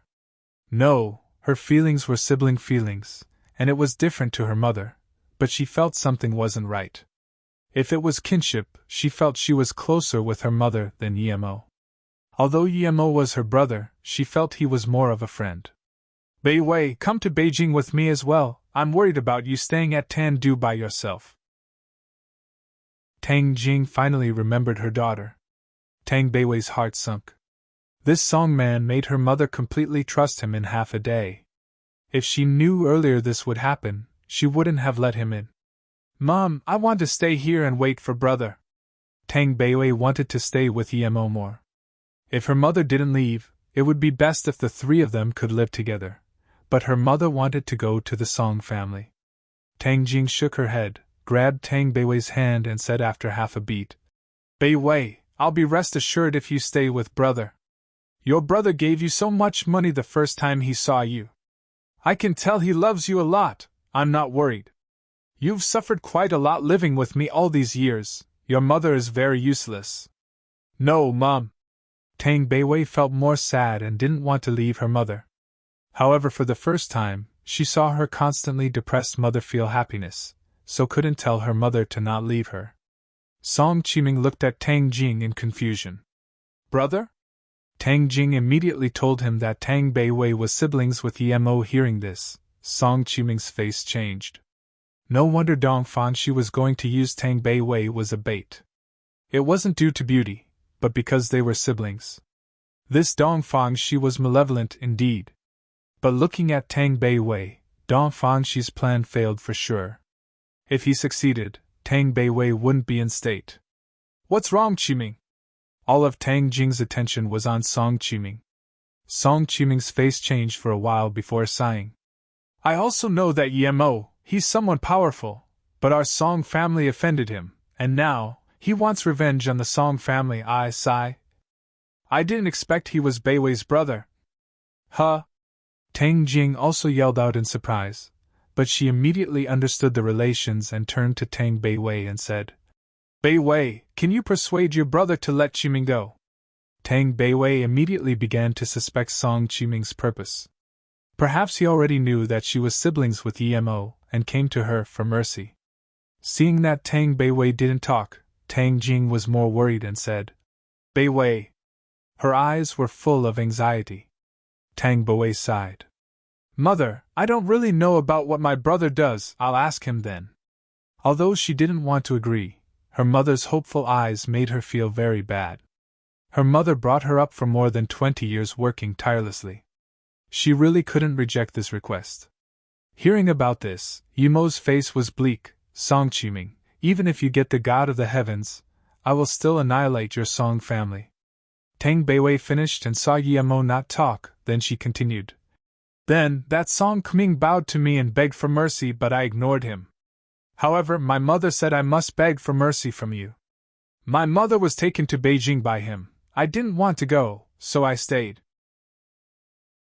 I really don't understand why mother would listen to that Song Qiming, even. Tang Beiwei really couldn't finish her words. Her mother was number one in her heart. She must have been first in her mother's heart too, but she didn't expect her to be worse than Song Qiming in front of love. Yumo knew that since Song Qiming took away Tang Jing, when he goes for revenge at the Song family in Beijing, the Song family would push out Tang Beiwei's mother for sure. No matter what, he can't let the mother who raised Tang Beiwei for more than 20 years be hurt. This Song Qiming was really malicious. We'll put this aside first. Who did you offend at the university? How dare he act against you like this? Yumo wanted to know who was targeting his sister. We'll talk after we eat. Yumo looked at Tang Beiwei's distressed look and knew she was troubled heavily by this recently. We'll talk after we eat. Yumo looked at Tang Beiwei's distressed look and knew she was troubled heavily by this recently. Tang Beiwei nodded and felt more comfortable after telling what happened with her mother. And since this restaurant's food was quite good, she had a big appetite. Those people who watched me call their boss Qian He. No one dares to mess with him in Tandu. I only knew I was already in their list a long time ago when I came back. However, they brought my name forward. Tang Beiwei ate some things and felt more energy. Yumo dazed. What list? Tang Beiwei said. That Qian He is a demon. I don't know why he is still able to roam free today, but he has harmed a lot of girls, from those in high school to those in uni. He has a list with girls' names on it. It's not just from school, but as long as there's a girl he wants, he would write it into his list. Then, Tang Beiwei subconsciously moved more towards Yumo before saying, when I was in third year, I was already in his list.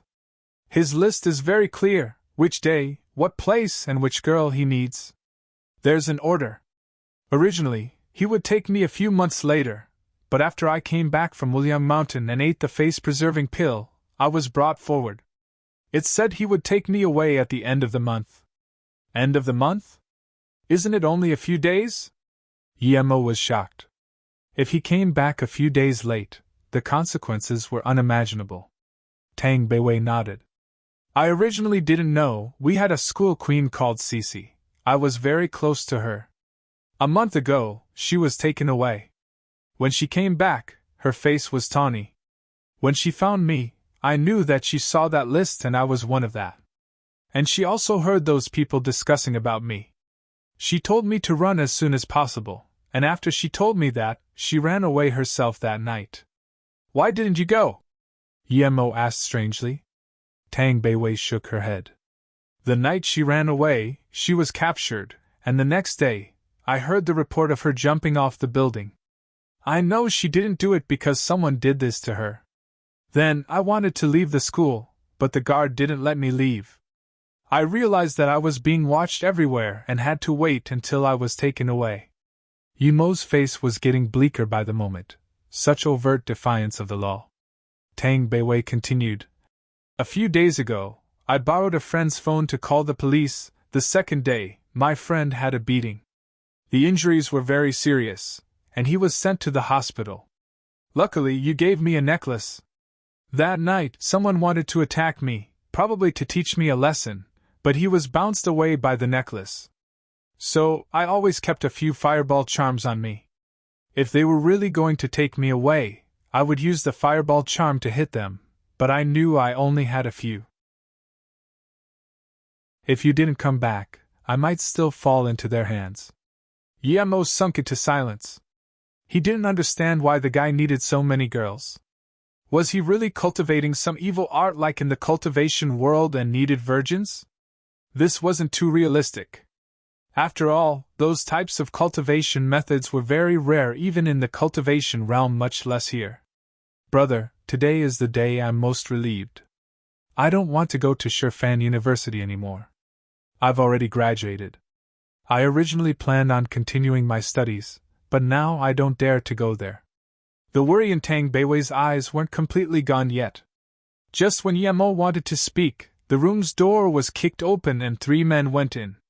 Tang Beiwei subconsciously moved closer to Yemo and worriedly said, "Brother, I've seen one of them go to our school. It's the tallest one. Cece was taken away by him." As soon as she finished, the tallest man had walked over and grabbed towards Tang Beiwei. "You dare to run, I want to see where you can run to. The girls from your school are intolerable, not only one wants to run." Yemo's eyes went cold and kicked onto the tall man's face. This man was immediately kicked flying and smashed into the wall. Smash!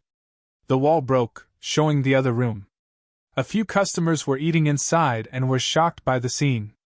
Before the other 2 men could react, Yemo went up and stomped on the tall man so hard that he bled from every hole on his body. Suddenly, organs were spat out from his mouth. At this moment, those customers reacted and immediately ran out of the room.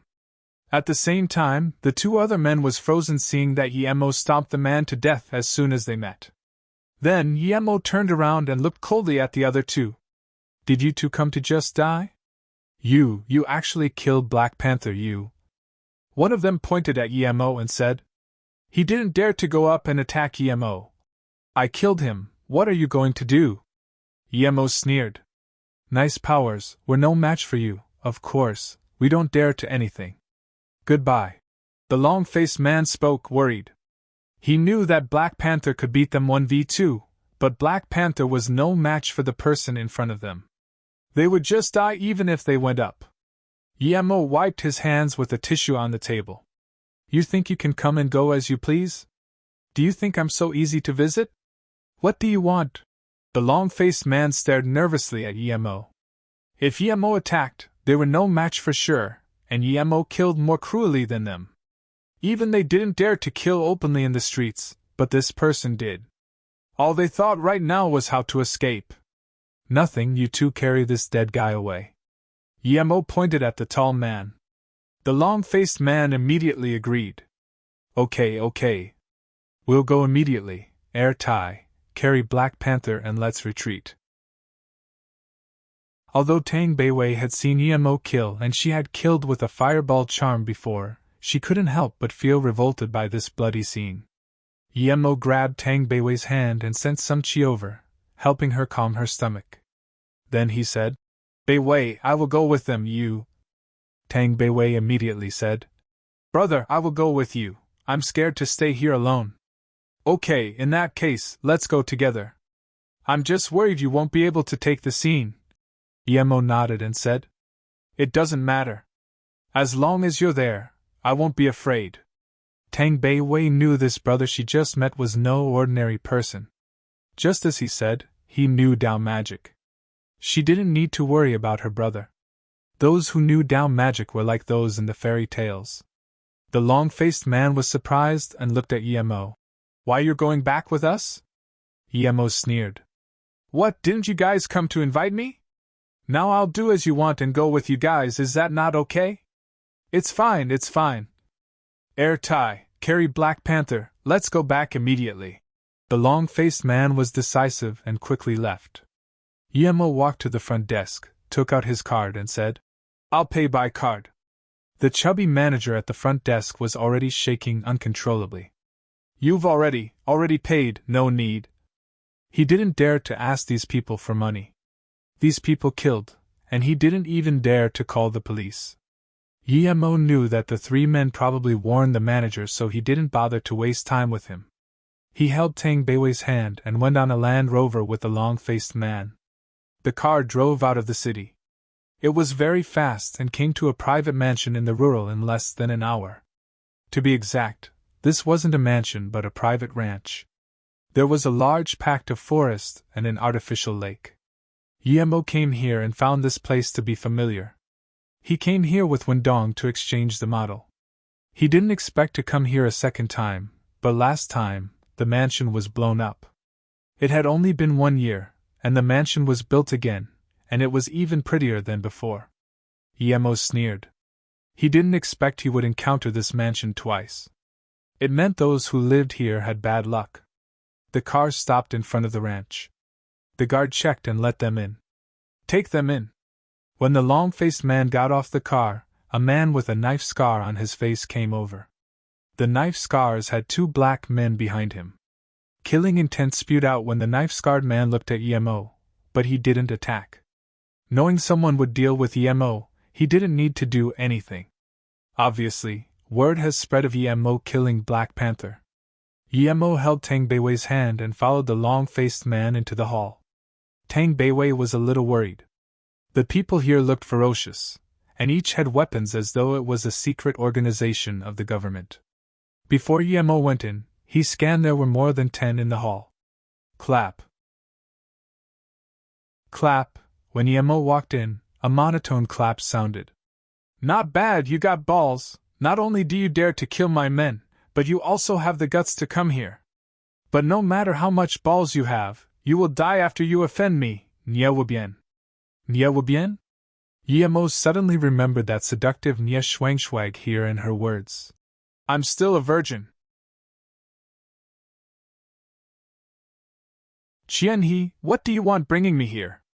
I know you have a lot of power, but I hate you won't be afraid of you. Emo heard a familiar voice. Qianhe, what do you want bringing me here? I know you have a lot of power, but I hate you won't be afraid of you. Emo heard a familiar voice. Emo turned around and saw the girl who wanted to use him was also brought here. She seemed to have some power judging from her tone, but didn't this guy just call himself Nye Wubien? How did he become Qianhe? Qianhe, you! Hichi walked in and saw the Qianhe who she said had a lot of power stood respectfully below. Sitting at the very top wasn't Qianhe. Emo studied Nye Wubien. He had long hair, white face, and no facial hair. His eyes were demonic and looked in his 30s. He had black-level elementary stage peak power. Other than that Otanhu, he had never seen someone who had black-level power in the city. Qianhe? Haha, he's just one of my dog. You are Hichi, you look quite good, it's your fortune being able to come here.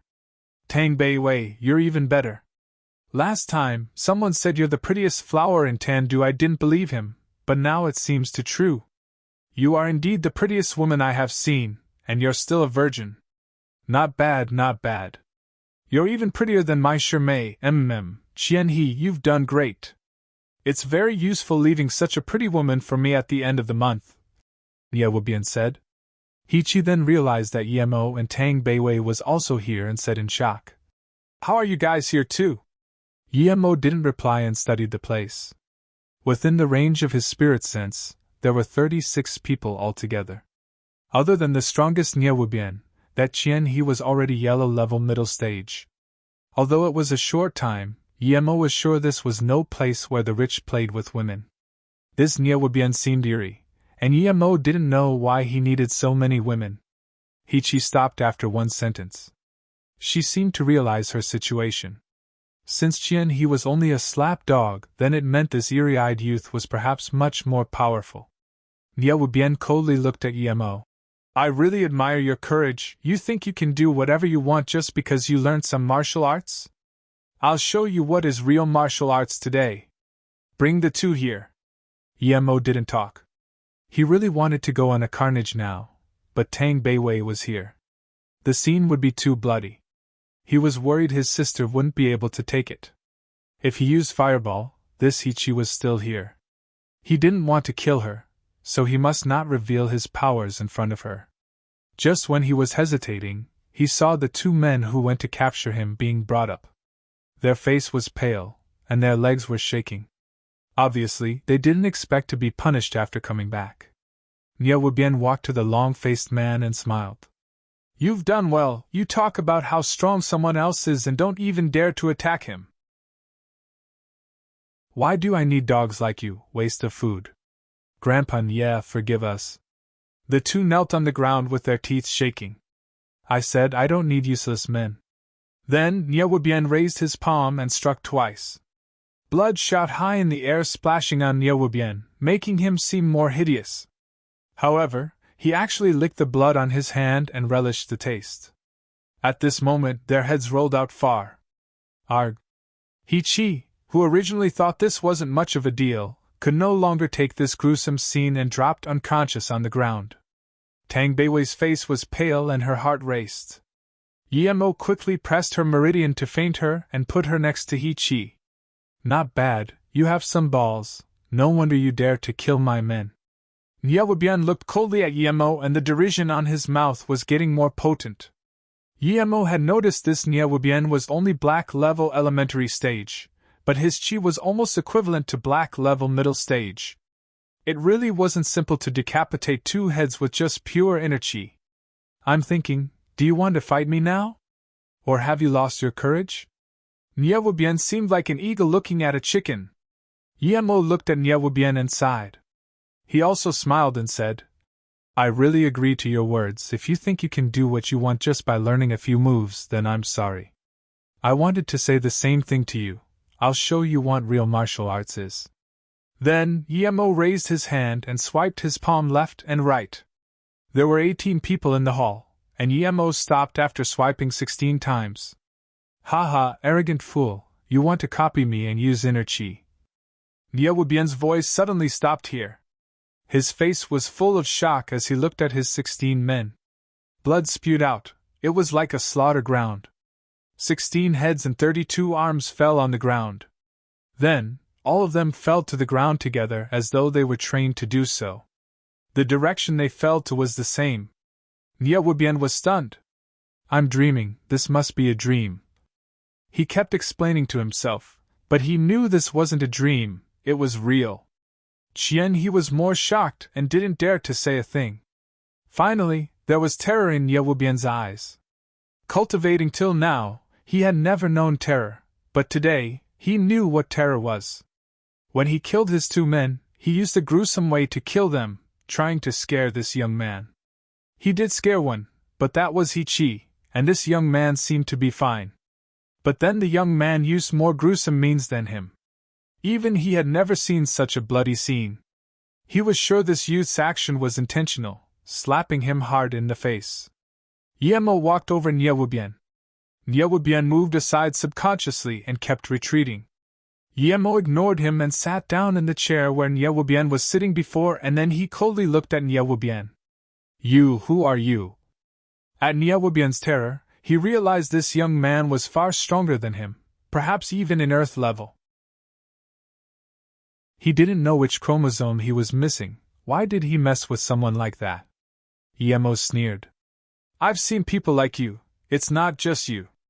Not long ago, there was someone called Lone Wolf. Apparently, he's strong, but I killed him in 3 swords. And another sect called Broken Fist Hall, their leader Jingqingfao brought his sect members to kill me, but I killed them all. But you seem to have a few days less training than them. Why are you so cocky? Qianbei, please have mercy. Niewubian could no longer hold the terror in his heart, and knelt down. Who was this guy in front of him? Why was all the people he killed at Earth level? His petty power was nothing compared to Yemo Qian. His face was paler after realizing his master had encountered a tough one. Do you know why I still haven't killed you now? Yemo coldly looked at Niewubian and said. Niewubian's entire body was shaking now. He finally knew what it felt like to look at death in the face. Before, it was always other people begging for mercy in front of him, but now, he was begging in front of someone else. Yemo scanned Qianhe. You dare to hit on my sister, you're quite bold, but do you know why I haven't killed you? Qianhe was shaking and couldn't even say a single word. Although he was very fierce, he couldn't help but to shake facing such a gruesome scene. Yemo ignored him and looked at Niewubian. A year ago, I blew this place to rubble and killed everyone here. I didn't expect to come back here a year later. It seems I'm quite connected to this place. Niewubian was full of regret. Why couldn't he choose another random city? Qianbei, have mercy on me. Niewubian didn't want to die. His talent was the best in the sect, how could he die? But now, he really didn't know who could save him. Perhaps even his master couldn't. Guillermo threw out fireballs casually and the bodies were all burned, and even those two who were killed by Niewubien were turned to flying dust. Niewubien was completely shocked. He was still thinking if he could escape if the Qianbei didn't let him go, but now he knew he couldn't. This person could even shoot out fireballs. In the years he was cultivating the hidden sects, he had never heard of anyone who can shoot out fireballs to attack. He saw Yi Mo's eyes grow colder and couldn't stop his head from sweating. He said, "Qianbei, I'm from 4 State 9 Moons Temple. I came to Tandu to refining energy due to reaching black level, so I needed a lot of virgins but I haven't killed them. I just took their... there is actually such an evil sect. Your sect no longer needs to exist. You didn't kill them, then what happened to my sister's friend Cece?" Yi Mo's eyes were freezing cold. He wasn't some hero of justice, but even he couldn't allow such a malignant sect to exist. Yes. Niewubien was sweating. Guillermo walked beside him and kicked on his chest. Niewubien felt some sort of fire surge into his dantian, which stayed in there. Although he knew it wasn't something good, he didn't dare to resist. "Go kill the remaining 18 people and bring the bodies here," Guillermo said with a plain face. He wouldn't let anyone here go.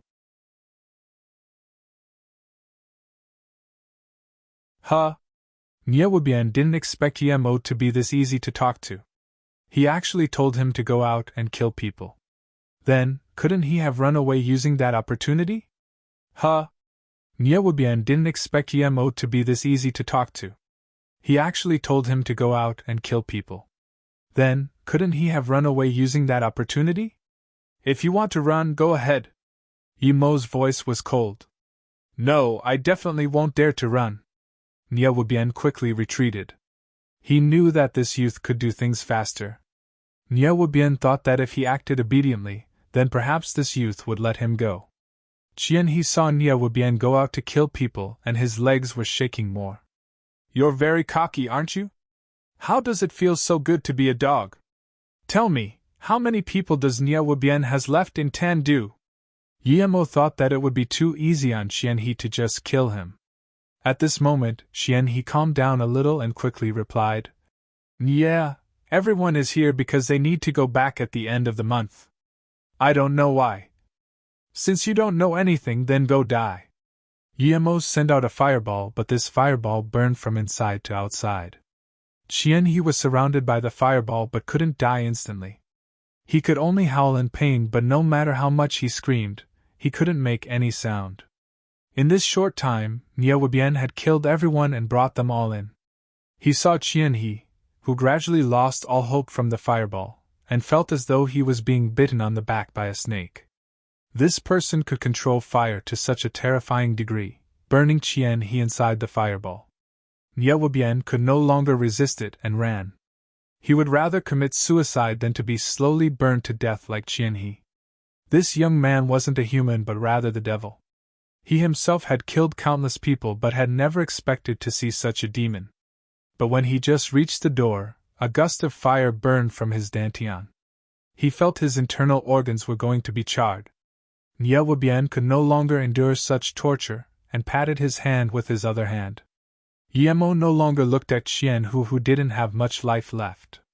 He carried his sister, and dragged He-Chi and walked out of the mansion. He smashed a few fireballs onto the mansion from outside. The fire grew big. Guillermo sighed. He had actually destroyed the mansion here twice. But he knew that people would come soon after the fire got bigger. He didn't want trouble, so he brought his sister and He-Chi and left. When it was near the city, he patted He-Chi awake. Before she could react, he brought Tang Beiwei and left. "Brother, are we out already?"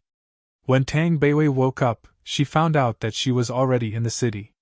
She knew that Guillermo must have solved everything there and taken her back. Guillermo nodded.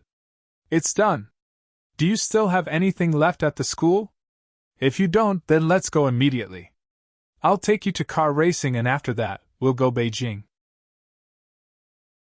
If you still have something, then we'll go pick it up." Tang Beiwei knew that Yimo's done meant completely done, so she felt relieved. I still have some minor things left, and I need to say goodbye to the people in my dorm. And I still have a schoolmate in the hospital. She was beaten up after she lent me the phone. I haven't been able to go visit her. Okay, then we'll go to the hospital first and treat your friend. Tang Beiwei's friend was her due to her, thus he had to help her friend. Tan Kong Hospital. Chong Yuanyuan looked at the ceiling. She didn't know what her future was. She just lent a phone to Beiwei and had her legs broken as well as 3 of her ribs. The hospital came to the conclusion that she might have to sit in a wheelchair for the rest of her life. She wasn't satisfied. She was only 20 or so, but her life was ruined like this. However, she didn't dare to call the police because she knew that if she did, she might get herself into a worse state. That powerful faction was not a simple one. Cece was forced to jump off by them. Although she regretted lending the phone a little, she didn't blame Tang Beiwei because she knew Tang Beiwei's situation might be worse than hers. Chong Yuanyuan's mom's eyes were red. Her father just said to call the police and was beaten up as well. Although it wasn't serious, Chong Yuanyuan's family knew that there was no way they could beat them. Yuanyuan, how are you? Tang Beiwei opened the door and saw Yuanyuan with numb eyes. She felt regretful. If it wasn't for her, Chong Yuanyuan wouldn't be in such state. Chong Yuanyuan became startled. A few seconds later, she reacted. Beiwei, how did you come? Why didn't you run since you got out? Why are you still here? Who is he? Chong Yuanyuan spoke and immediately looked at Yimo. She thought that Yimo was there to monitor Tang Beiwei. Tang Beiwei's eyes went red. Yuanyuan, he's my brother. Yimo, sorry, I brought this upon you. Huh, he's the brother you said who could save you. He really saved you? Chong Yuanyuan looked at Yimo in shock. She was in the same dorm and she of course knew what was happening with Tang Beiwei. She also knew that Tang Beiwei had found her brother and that her brother would come to take her away. Yemo walked over. Yuanyuan, hello? I'm Beiwei's brother. Sorry, Beiwei brought this on you. This girl's skin was very white. Although she was average looking, her round face was quite likable. Yuanyuan's eyes grew faint and she immediately said, perhaps this is my fate. Beiwei is not to blame for this. Although he saw regret in her eyes, Yemo was still very grateful to this girl. Perhaps before she lent the phone she knew what the consequence would be, but she still lent Tang Beiwei the phone. Yuanyuan, don't worry. My brother said he can cure your leg. Tang Beiwei walked in front of Chong Yuanyuan and comforted her. Chong Yuanyuan immediately froze, but she reacted quickly and grabbed Tang Beiwei's hand, then said shakily, Beiwei, are you being serious? My leg can still be treated? I'm serious. I can cure your leg and make it healthier than before. Yemo interrupted. Although Chong Yuanyuan received the report that her bones were pulverized, she didn't believe Beiwei would lie. She had been friends with Tang Beiwei for so long and trusted Tang Beiwei's character. Although it was impossible to be completely cured of her condition, the desire for health made her rather believe Tang Beiwei's brother for real. Yuanyuan, Dr. Lu has come. He specializes in... A distressed woman opened the door and said, but then she saw Yemo and Tang Beiwei, resulting in her stopping halfway through her words. She looked at Yemo in vigilance. Chong Yuanyuan felt happier because Yemo said he could cure her legs, so she quickly said, Mom, she's my schoolmate, Tang Beiwei, and that's her brother Yemo. Her brother can help me treat my leg. When the distressed woman heard it was Tang Beiwei, her face immediately dropped. Her daughter had become like this due to Tang Beiwei, but she didn't say anything. That Dr. Lu looked at Yemo. Insolence. This is the first time I've heard someone who can completely cure such a condition. Mate, did you just get your graduation certificate? Obviously, this Dr. Lu thought Yemo was a noob. What do you mean? Just because you can't cure it, doesn't mean my brother can't. You underestimate people. Tang Beiwei was soft on the outside but tough on the inside. Plus, Yemo was someone unshakable in her heart. How dare this doctor question her brother? Yemo waved his hand and stopped Tang Beiwei, then looked at Dr. Lu. Just because you can't treat it doesn't mean other people can't, but I haven't gotten my graduation certificate yet. Dr. Lu's face immediately sank and looked at Yemo coldly. Very well then, treat her. Sister Fu, it's not that I don't want to help, but there's a more high-level doctor here to treat your daughter. Goodbye. Then, Dr. Lu turned and left. Chong Yuanyuan's mother quickly followed suit. She spent a lot of money to get this specialist here but was sent away by this ignorant youth. After half a minute, Chong Yuanyuan's mother came back in by herself. She was very unhappy. Not only was her daughter harmed due to Tang Beiwei, but now, the specialist she invited was angered by Tang Beiwei's brother and left. It would be strange if she could be happy. Mom, brother, ye can really cure me. I don't want fake legs. I trust Beiwei. If Chong Yuanyuan really got a fake leg, then she would really be disabled. Chong Yuanyuan's mother sighed, but she couldn't do anything about it. Auntie, sorry, but please don't worry. I will cure her, Yemo said. Although Chong Yuanyuan's mother was angry, he could understand her. Sigh. The mother didn't say anything. Yemo walked to the bed and said to Chong Yuanyuan, Don't worry, I will treat you now. The few people looked at Yemo bewilderedly. What treatment was Yemo going to use, when he had nothing in his hands? Yemo smiled and took out a box of needles as though he was performing a magic trick. Then he told Tang Beiwei to help him pull open the blanket. Haha, you're really funny. You still smell of your mother's breast milk, and you probably only read a few textbooks, but you say you can cure bone marrow necrosis and pulverize bones. Why are all people now so arrogant and boastful? Dr. Lu went back to his office and cursed. Obviously, he was angered by Yemo. Haha, you're really funny.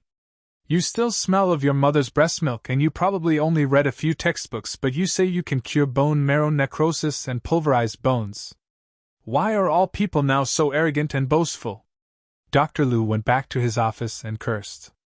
Obviously, he was angered by Yemo. All the young people nowadays are like that. Old Lu, using my daughter's words, if you take them seriously you lose, haha. Another middle-aged female doctor at the corner laughed. Dr. Lu patted his head. That's true, the insolent has no fear. Why am I angry with such a young person? I'm just making the patient suffer. Sir, you must not touch the patient. A nurse walked in and stopped Yemo. Yemo casually pulled her to the side, and the golden needles in his hand landed on Chong Yuanyuan's leg in a flurry of shadows. The nurse was stunned by Yemo's movements. There was a Chinese medicine doctor in their hospital too, and even their hospital executive was an old Chinese medicine doctor. His skills were very strong, and she had also seen the old doctor use acupuncture, but he was nowhere near as fast. After her shock, she began to suspect if this young man really had skills. But moments later, she reacted. Regardless if this person really had skills, it wasn't something she could decide. She had to report this to the hospital immediately. An outsider was practicing medicine in their hospital. This was no small thing. No one cared about the nurse who ran away, but Chong Yuanyuan's mother was shocked.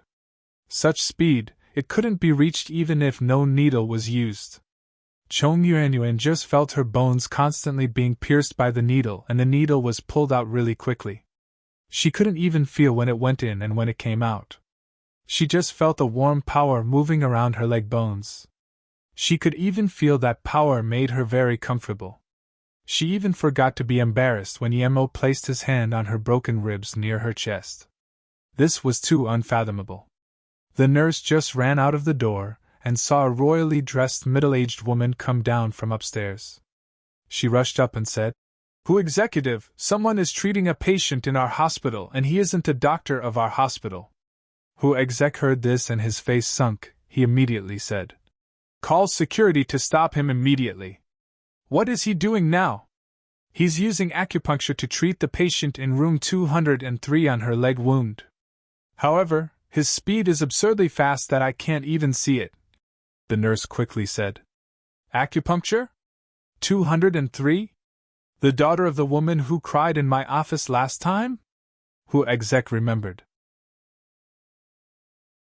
This woman couldn't take it that her daughter had to get fake legs and cried. It's her, the nurse replied. Oh, wait. I'll go have a look first. Oh, never mind, I'm busy.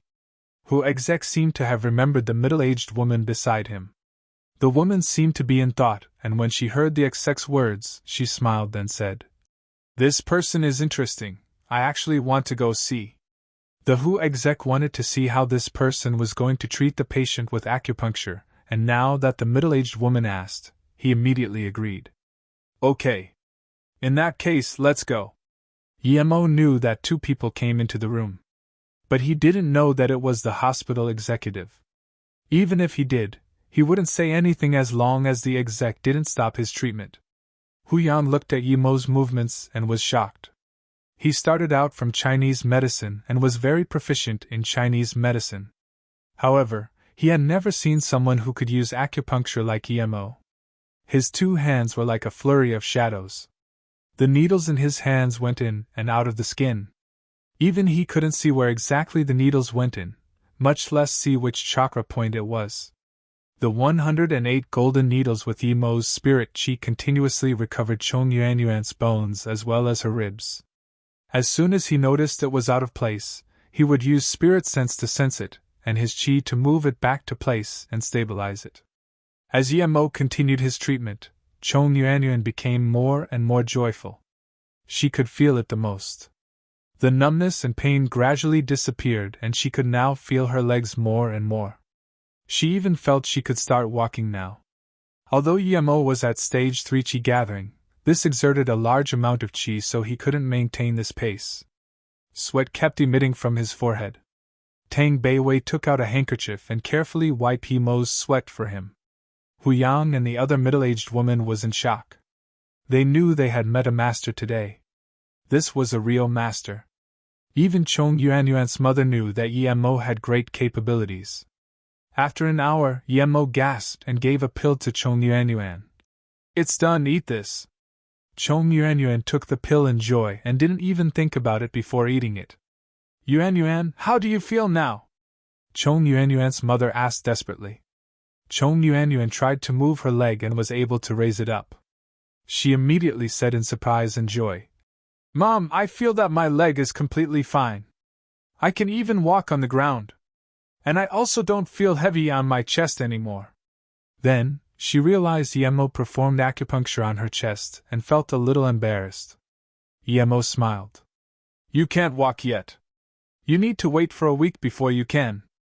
After the nourishment of her bones with his chi, she would need to rest for 1 week and by then, she would be fully recovered. Chong Yuanyuan's mother was so excited that she was about to bow her head on the ground to Yemo, but Yemo quickly pulled her up. Thank you. If my Yuanyuan really has to have a fake leg, I really wouldn't know what to do. Thank you, thank you. The doctors in this hospital are all useless. They always say fake legs. Chong Yuanyuan's mother didn't even notice Hu Yang behind her as she swore. Hu Yang didn't even care about the mother's words. He looked in shock as Yemo packed away the golden needles. He looked at Chong Yuanyuan, who could raise her leg now, and sighed after a while. He came in front of Yemo and bowed. God doctors, God doctors. I've seen Yuanyuan's case and I know about it the most, but you actually managed to cure it in such a short time. I broadened my view today. There really is one mountain that is taller than another. Yemo studied Hu Yang before asking, Who are you? Hu Yang immediately took out a name card and handed it to Yemo respectfully. I'm the executive of this hospital, Hu Yang. May I ask for your royal surname? At this moment, Hu Yang no longer dared to treat Yemo as a noob. In his heart, Yemo was a god. If he could keep a godly doctor like Yemo here, perhaps Tan Khan Hospital would become a world-renowned hospital. Oh, I'm Yemo. Yemo took the name card and looked. He could tell what Hu Yang wanted by looking at his eyes, but that was impossible. As though seeing that Yemo was not too enthusiastic about the hospital exec, the woman beside Hu Yang walked up carefully. Mr. Yi, hello? I'm Pang Haixiang of the Hong Kong Da Di Corporation. I'm flabbergasted by your medical skills today. May I have the honor of having dinner with you? The wealthy lady beside Hu Yang also had eyes filled with fervor. However, her eyes were more of desire rather than fervor. She took out a name card that was actually made out of pure gold. Emo smiled. Sorry, I don't have time. Then he turned to Chong Yuanyuan and said, Yuanyuan, if you have time, let's go eat together in a few days. Thank you for helping Bei Wei. Okay. Brother Emo, thank you. If it wasn't for you, I really wouldn't know what to do. Chong Yuanyuan's leg was cured and she returned to her happiness. Chong Yuanyuan's mother had a face full of gratitude. However, she just didn't know what to say to thank Emo. Emo just said he didn't have time for food but then invited Chong Yuanyuan to food in front of their faces. This made Hu Yang and that wealthy lady quite awkward. However, that wealthy lady didn't mind at all and walked up with respect and ingenuity. Mr. Yi, sorry, I know this is very rude of me, but my husband hasn't been able to get out of the bed due to his illness. He's about to, so I came to Tan Khan Hospital to borrow a Chinese herb from Hu Exec. However, I didn't expect to meet you here. I know you are a master, so I wish to ask you to. Then, the wealthy lady's eyes turned red. It seemed she cared a lot about her husband. Emo frowned.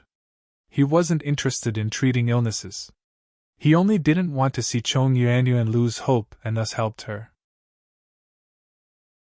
He should have closed the door before. Seeing Emo not talk, the woman walked up carefully and said, As long as you cure my husband, I'm willing to pay any price. Emo sighed. He wasn't stone-hearted.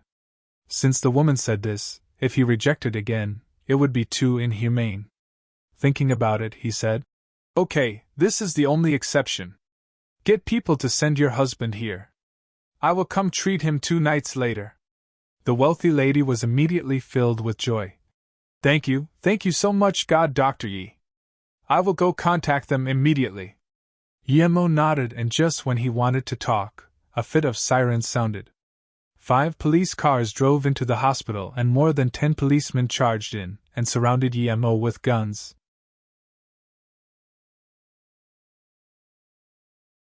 Emo saw the policemen surround them and knew they came for him, but he didn't care. Emo saw the policemen surround them and knew they came for him, but he didn't care. What are you guys doing? Hu Yang immediately went up and asked. The middle-aged policeman in front laughed and pushed Hu Yang aside. Hu Exec, I know you're a respected doctor in Tandu, but please don't obstruct our job. We suspect these 2 to be involved in an arson case. Please move aside. Officer Wu, we were under your protection when we came here and we are very thankful to the Tandu police force for that, but this is too absurd saying that God Dr. Yi is an arsonist. He has such magical medical skills. Does he need to be an arsonist? Pang Haixiang immediately stood out. Regardless if Emo was a suspect, she couldn't let Emo get hurt. This concerned her husband's life. Officer Wu's face looked worse. He looked at Pang Haixiang and said, Lady Pang, you're an important guest at Tandu, but please don't obstruct our job. Pang Haixiang's face turned grim, but she couldn't say anything else. Emo didn't want to get things bigger in the hospital. Even if there was something, he didn't want so many people to see. This Officer Wu was obviously in the same alliance as Qian He. He wondered if this officer would still be so cocky if he knew that he had killed Qian He and his big boss. In that case, I will go with you. Sister Pang, I will be here tomorrow night. Just send your husband here. Don't worry about me. I don't need you to do anything either. I will come on time. Emo then sneered at the Officer Wu. Your own evil deeds will lead to your death. Humph, come back on time, keep dreaming. Officer Wu sneered. Then he pulled Tang Bei Wei into the police car. Officer Wu's face was absolutely grim. This guy was so cocky. He knew that Qian He had a boss behind him. Even head commissioner Liu didn't dare to do anything about the boss, but now, the mansion Qian He lived at was burnt. Even though Qian He was killed, he still had to forcefully capture the people. Otherwise, how was he going to explain to that big boss?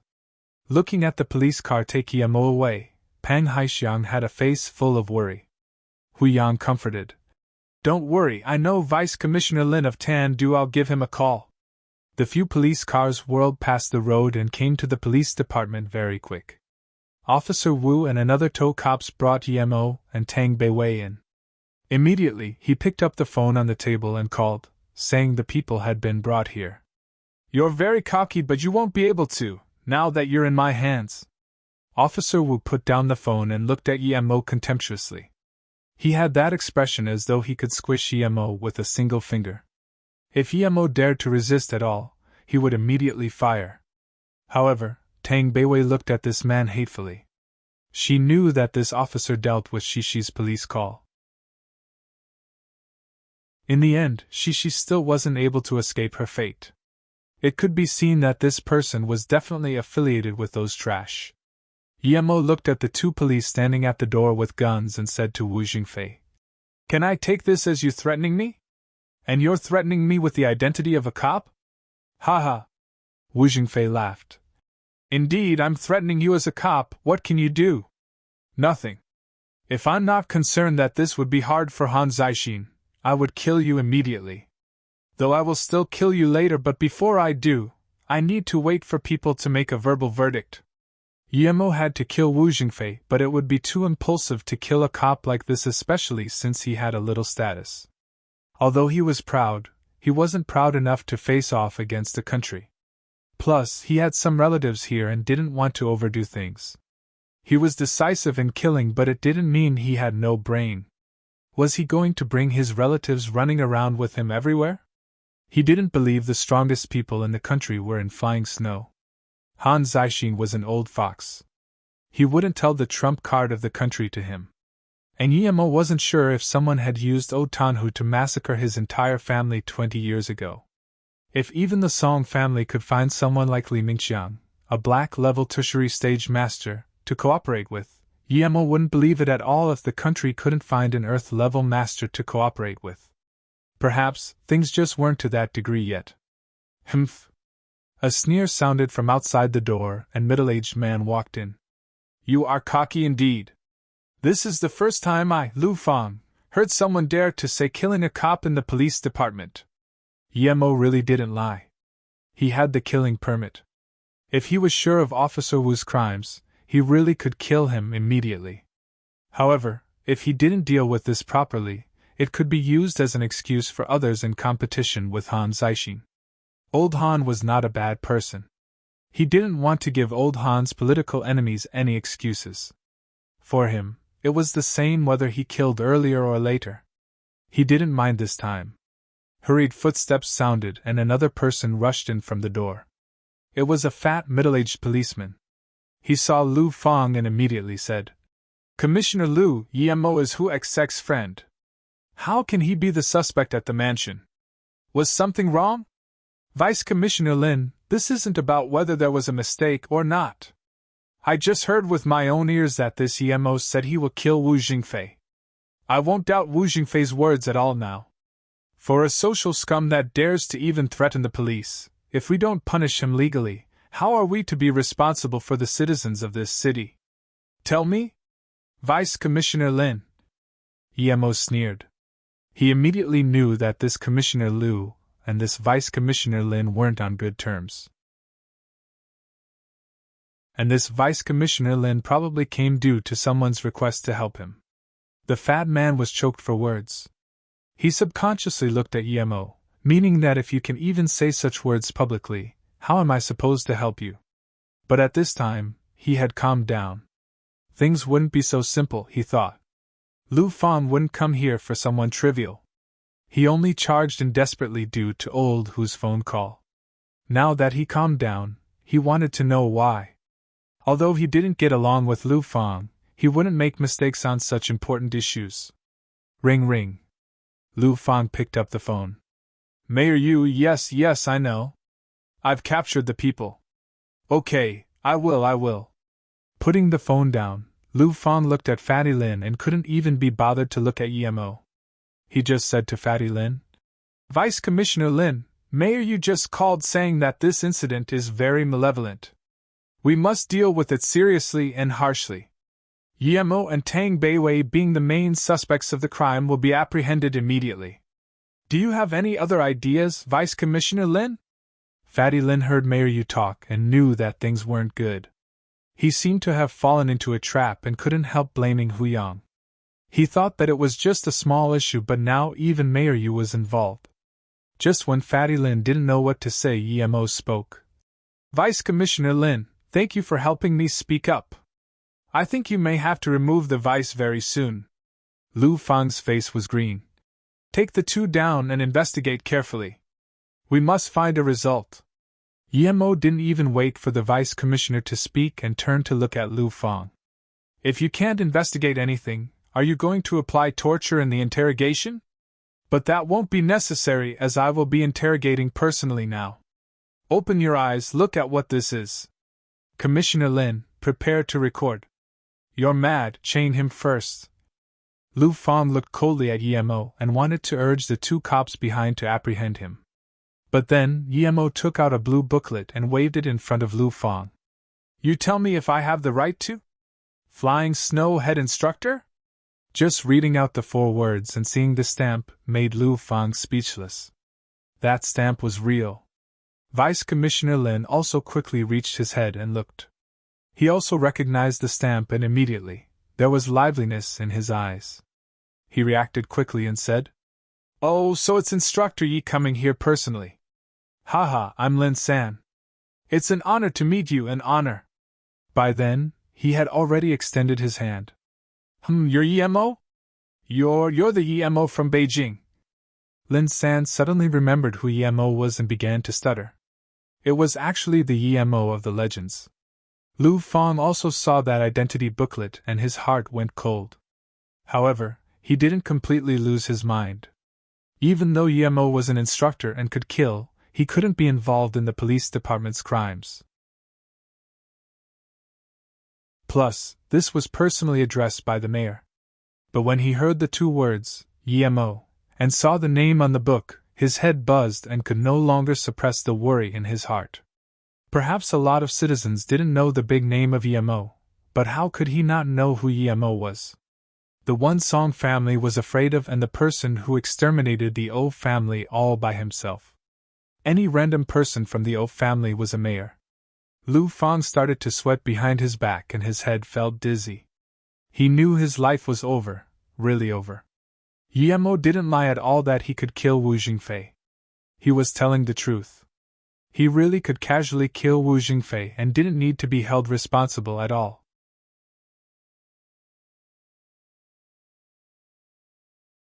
Lu Fang had a bit of regret, but there was no regret in life. Yemo, I knew he was called Yemo from the start. Why didn't I remember it? Other than Yemo, who dared to mess with that Nye guy in Tandu? Lu Fang had a bit of regret, but there was no regret in life. Yemo, I knew he was called Yemo from the start. Why didn't I remember it? Other than Yemo, who dared to mess with that Nye guy in Tandu? Yemo looked at Lu Fang and sneered. Seriously, I didn't go mess with you, so why come fuck with me? You think that Nye guy can help you? He has already turned to dust. And don't bring out that mayor of yours. He will soon become like you, idiot. If regret and eyes could kill people, Lu Fang would have already killed Wu Jingfei countless times. This bastard, why did he have to mess with Yemo? And Nye Wubian was actually killed. Someone with such a background was killed so easily by Yemo. If Yemo wanted to kill a mere police commissioner like him, it would just be all too easy. Lu Fang regretted more. If he knew that Nye Wubian had been killed already, he wouldn't even come out. Now that Nye Wubian was killed, why did he even bother getting revenge for a dead and useless person? Lu Fang regretted so much. He no longer dared to use Mayor Yu as his shield. It was a joke to use a mayor as his defense in front of Yemo. Did he mention Han Zixing before? Before, Lu Fang didn't mind, but now, he remembered who Han Zixing was and his face went pale white. Instructor Yi, the sound recording device has been prepared. I will be transcribing personally. You may begin your interrogation. Lin San immediately understood that this was his opportunity after his initial shock. This opportunity was too rare. He could already imagine that as long as he utilized Yimo's power, he could kick away Lu Fang. Yimo meant this when he said Lu Fang could take away that vice. And this wasn't even the main thing. The main thing was, he could use Yimo's power to bring down that mayor who supports Lu Fang while he can step up a level. Perhaps, his higher-up would take this chance to heavily damage their opponents. Thinking about this, Lu San's eyes were full of joy. Yimo suddenly looked at Lin San. Although he didn't know politics, he could tell clearly that Lin San wanted to use him. Feeling Yimo's eyes, Lin San shivered. It was as though everything he was thinking was easily discerned by this young man. I just want that after things have surfaced, do what should be done. If someone dares to use me as an excuse to do what they like, then don't blame me for the consequences. Yimo looked at Lin San and plainly said. Wu Jingfei already knew at this moment that Yimo was no ordinary person. Although he didn't see that small blue booklet, he knew that there was a killing permit that was also a blue booklet. He thought about Yimo saying that he was going to kill him and immediately started to sweat. He looked at Lu Fang, but Lu Fang couldn't even save himself. How could he save him? Plus, Lu Fang was full of anger towards Wu Jingfei now. Yimo didn't need to do anything to Wu Jingfei, but that heavy pressure was already making him sweat. Wu Jingfei didn't even dare to hide anything and revealed everything. He knew that he was a goner, and he didn't even hide anything for Lu Fang. There were many things Lin San didn't know, but now hearing Wu Jingfei say them all, he was shocked. A police officer was actually protecting a hoodlum who searched around for pretty girls everywhere and even forced a student to commit suicide. This wasn't it, he did it so inconspicuously. Was there no one who called the police? Lu Fang finally couldn't hold it in and he slumped down. If it was someone else, he would perhaps still resist a little, but he knew that if he resisted in front of Yimo, he would be killed immediately and wouldn't even have a chance of recovering. He was in Beijing when Yimo annihilated the O family. He knew the whole process very clearly. Wu Jingfei seemed to feel relaxed a little after confessing and also slumped down. Chain them up. Lin San heard Wu Jingfei's confession and looked at Lu Fang, who also slumped down and felt satisfied. He didn't hesitate to tell people to cuff Wu Jingfei. Yimo ignored Lin San's words and looked at Lu Fang. It's your turn, don't think that your Mr. Mayor can help you. Lu Fang wouldn't even suspect Yimo's words. If it was someone else, he could not believe it, but it was Yimo who said this. He had to believe it because he knew Yimo had the ability. Lu Fang's confession involved a lot more power factors, but that was unrelated to Yimo. He didn't care if Lin San could utilize this confession to the greatest extent. Take them away and lock them up. Then, Lin San started to make calls. Hold up. Yimo stopped the two policemen who were going to take Wu Jingfei away and casually took out the gun Han Zixing gave him and said, I said I will kill you. This is for Shishi. Lin San looked and was worried. He quickly said, Instructor Yi, don't you think we should lock them up first? It's not suitable to execute them now. They will be judged fairly. Bang! Before Lin San even finished, Yimo had put a bullet through Wu Jingfei's head. Looking at the body fall down, he looked plainly at Lin San. Commissioner Lin, I'm grateful for your help, but I already said that I will kill him. If there's anything wrong, you can report me. Then Yimo scanned the two police who came in with Wu Jingfei, but who then cuffed him and said, I know your asses aren't clean. If you don't make it clean and I see you again, I will kill you as well. Spread my word out. Lin San cursed to himself. This Yimo was just as Lu Fang said, too cocky, but he couldn't do anything about it at all. If Wu Jingfei wasn't killed, he would have more cards, but now, he could only watch as Wu Jingfei died. Lu Fang saw Yimo really kill Wu Jingfei in front of him, and was now even more worried. He knew that even if Yimo killed him, nothing would happen to Yimo. However, he finally felt relieved when he saw Yimo walk out with Tang Beiwei ignoring him. Although he provided a confession, it should still be enough to stay alive. He couldn't help but feel relieved that these things were all done by Wu Jingfei, and he was not directly related. But he didn't know that Yimo did something to his body. He only had half a year to live. Although Lin San and Lu Fang knew Yi Mo's identity, and also knew he had the power to be cocky, the surrounding policemen were shocked. Even if Wu Jingfei was a criminal, it was the first time they saw something like this. "Brother, you killed that Wu guy, would?" Tang Beiwei didn't really think that Yi Mo would dare to kill in the police department.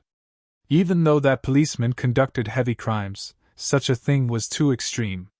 Yi Mo smiled and said, "If I didn't record a confession, I may be persecuted for killing that Wu guy. But it should be fine now. That Wu guy dared to attack you.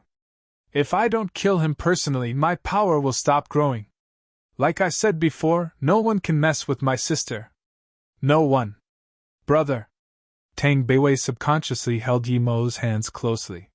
It was warm, but she didn't know what to say now. "Let's go to your school first." Yi Mo stopped a taxi. The police department wasn't too far from the Shi University, and the taxi arrived in a little more than 10 minutes. As soon as Yi Mo got off the car, he was stopped. "I finally found you. You saved me today, right? Thank you, you're really powerful. I'm He Chi, a classmate of Beiwei. I want to invite you out to dinner. You won't reject me, will you? And I also told what happened to my dad." He Chi had been waiting at the door for a long time. As soon as Yi Mo came, she went up. Hearing He Chi's words, Yi Mo immediately knew that she probably didn't know he burned down that mansion. However, he didn't have the slightest interest in eating with a woman like He Chi. He immediately refused. "No need, I still have some business with Beiwei. Is Tang Beiwei your girlfriend? She's really pretty, the prettiest girl in our school. You're really lucky, but don't worry, no matter how strong that Qian He is, he won't dare to do anything after I tell my dad." He Chi was obviously interested in how Yi Mo brought her out from Qian He, but she just couldn't ask right at the front gate of the university. Yi Mo didn't say anything. He didn't believe it at all that He Chi's dad could suppress Qian He. Ye Wubian's power wasn't something that a government official of a city could manage. "It's you again, you dare to touch Qian He's woman. You really have balls." A bleak voice sounded. Yi Mo immediately knew that Zhang He had come. The two He of Tan Du was both annoying. He Chi immediately glared and said, "Zhang He, move aside. You have no business here. There will be one less He in Tan Du. Qian He dared to capture me. I've already told my dad. Qian He will be gone soon. You could escape after Qian He captured you?" Zhang He immediately said in surprise. But afterward, he immediately realized his words weren't appropriate. Thus, he stopped the topic. He wouldn't believe it at all that He Chi's dad could do anything to Qian He. Yi Mo's eyes scanned coldly at Zhang He. This bastard might also be related to Nie Wubian. It seemed he needed to find an opportunity to get rid of him. "Do you believe that I will beat you up immediately, but the police would still come and take you away?" As though a little threatened by He Chi, Zhang He stared coldly at Yi Mo and said. He was extremely annoyed at Yi Mo. He didn't know Yi Mo and Tang Beiwei got together, but Qian He was still not making an appearance. If it wasn't for Qian He, Tang Beiwei would have long been his. Yi Mo walked up and raised his hand, slapping twice on Zhang He's face. He slapped Zhang He so hard that he spun a few circles before falling to the ground, spitting out blood and a few teeth. "Now you may call the police." Then Yi Mo took out a handkerchief from somewhere and wiped his hand before throwing it to the ground. Rumble. As soon as Yi Mo threw the handkerchief on the ground, a crystal blue sports car drove here, spinning a few circles before stopping in front of Yi Mo, and then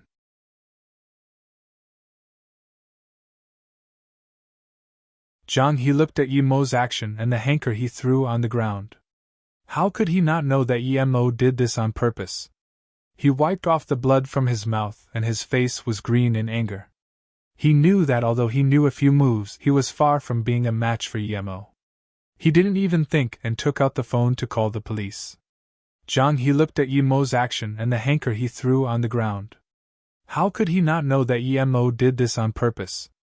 He wiped off the blood from his mouth and his face was green in anger. He knew that although he knew a few moves, he was far from being a match for Yi Mo. He didn't even think and took out the phone to call the police. "Brother Yi, it's such a coincidence. I didn't think I would see you as soon as I came. My luck is really good this time. Xiao Gang jumped off from the sports car shaking Yi Mo's hand. Yi Mo had a great impression of this young Master Xiao. He didn't play tricks and he wasn't arrogant. This was a very rare personality of a young master. Judging by his mannerisms, this young Master Xiao didn't have such a simple background. You're being too polite, young Master Xiao. This is what I promised, and I took your money. Since I have time, of course I will do my best. Yi Mo smiled. Xiao Gang immediately said, You're being too polite talking like this. That money isn't even much to Brother Yi. If I didn't happen to be at the right place and the right time, I really wouldn't have such fortune. The first time I saw Brother Yi, I knew you weren't a simple person. Hee, my eyes have always been right. This time, I'm betting everything on you. Before Yi Mo could talk, Zhang He had crawled up from the ground and looked at Xiao Gang in shock. Xiao, young Master Xiao, this really is coincidental. Although he was talking like that, Zhang He was having a tsunami in his heart. He had already looked at Yi Mo as though he was a dead person and wanted to think of every possible way to harm him, but he didn't expect Xiao Gang to know Yi Mo and treat him so well. What was happening? Xiao Gang only saw Zhang He crawl up now and pointed at Zhang He in astonishment, exaggeratingly saying, Big young Master Zhang, why are you rolling on the ground? People say I f***ck around, but you f***ck around way more than me. You even like to play this. Yi Mo smiled. He didn't believe that Xiao Gang couldn't tell he beat up Zhang He. Xiao Gang must be saying this intentionally. Zhang He laughed awkwardly. I'm not that bored, young Master Xiao. Then he looked coldly at Yi Mo. No matter who Yi Mo was, even if he couldn't mess with Xiao Gang, he wouldn't let Yi Mo go. Young Master Zhang He, don't try anything with Brother Yi. If you dare to, don't blame me then. Xiao Gang also saw the hatred in the way Zhang He looked at Yi Mo. Young Master Xiao, this has nothing to do with you. If you must intervene, then I can only call for my cousin. Zhang He knew he was no match for Xiao Gang as he was only a member of a branch family of the Zhang family. Although he had some power in Tandu in Huzhong province, he had no power at all. However, his cousin Zhang Dian was the direct descendant of the Zhang family, and was the successor of the fourth generation. His status was the same as Xiao Gang in the Qiao family. Hearing Zhang He's words, Xiao Gang's face turned askew, but he still sneered. Yi Mo's a valued guest of our Qiao family and also my friend. If you dare to do anything to Brother Yi, then don't blame me. Even if your family leader comes, there's nothing to reason about. Valued guest? Zhang He began to contemplate and looked carefully at Yi Mo. Suddenly he thought, with the Qiao family being on par with the Zhang family, why would they let such a young guy like Yi Mo be a valued guest? This was strange. Zhang He suddenly realized something that caused him to laugh. So your Qiao family wants him to represent your family in the race. Ahaha, I finally understand. Xiao Gang's face changed. He didn't expect Zhang He to be this smart. He just said one sentence, yet Zhang He had already guessed his motives. It seemed this guy wasn't just an idiot, but so what if he knew? Thinking about this, Xiao Gang sneered, then said, Indeed, I want to ask for Yi Mo to help out with the race. What can you do? Nothing, but I will also be going to the race, so don't let me meet him. Zhang He sneered and wiped off the blood from his mouth. Yi Mo, a minor character, dared to hit him.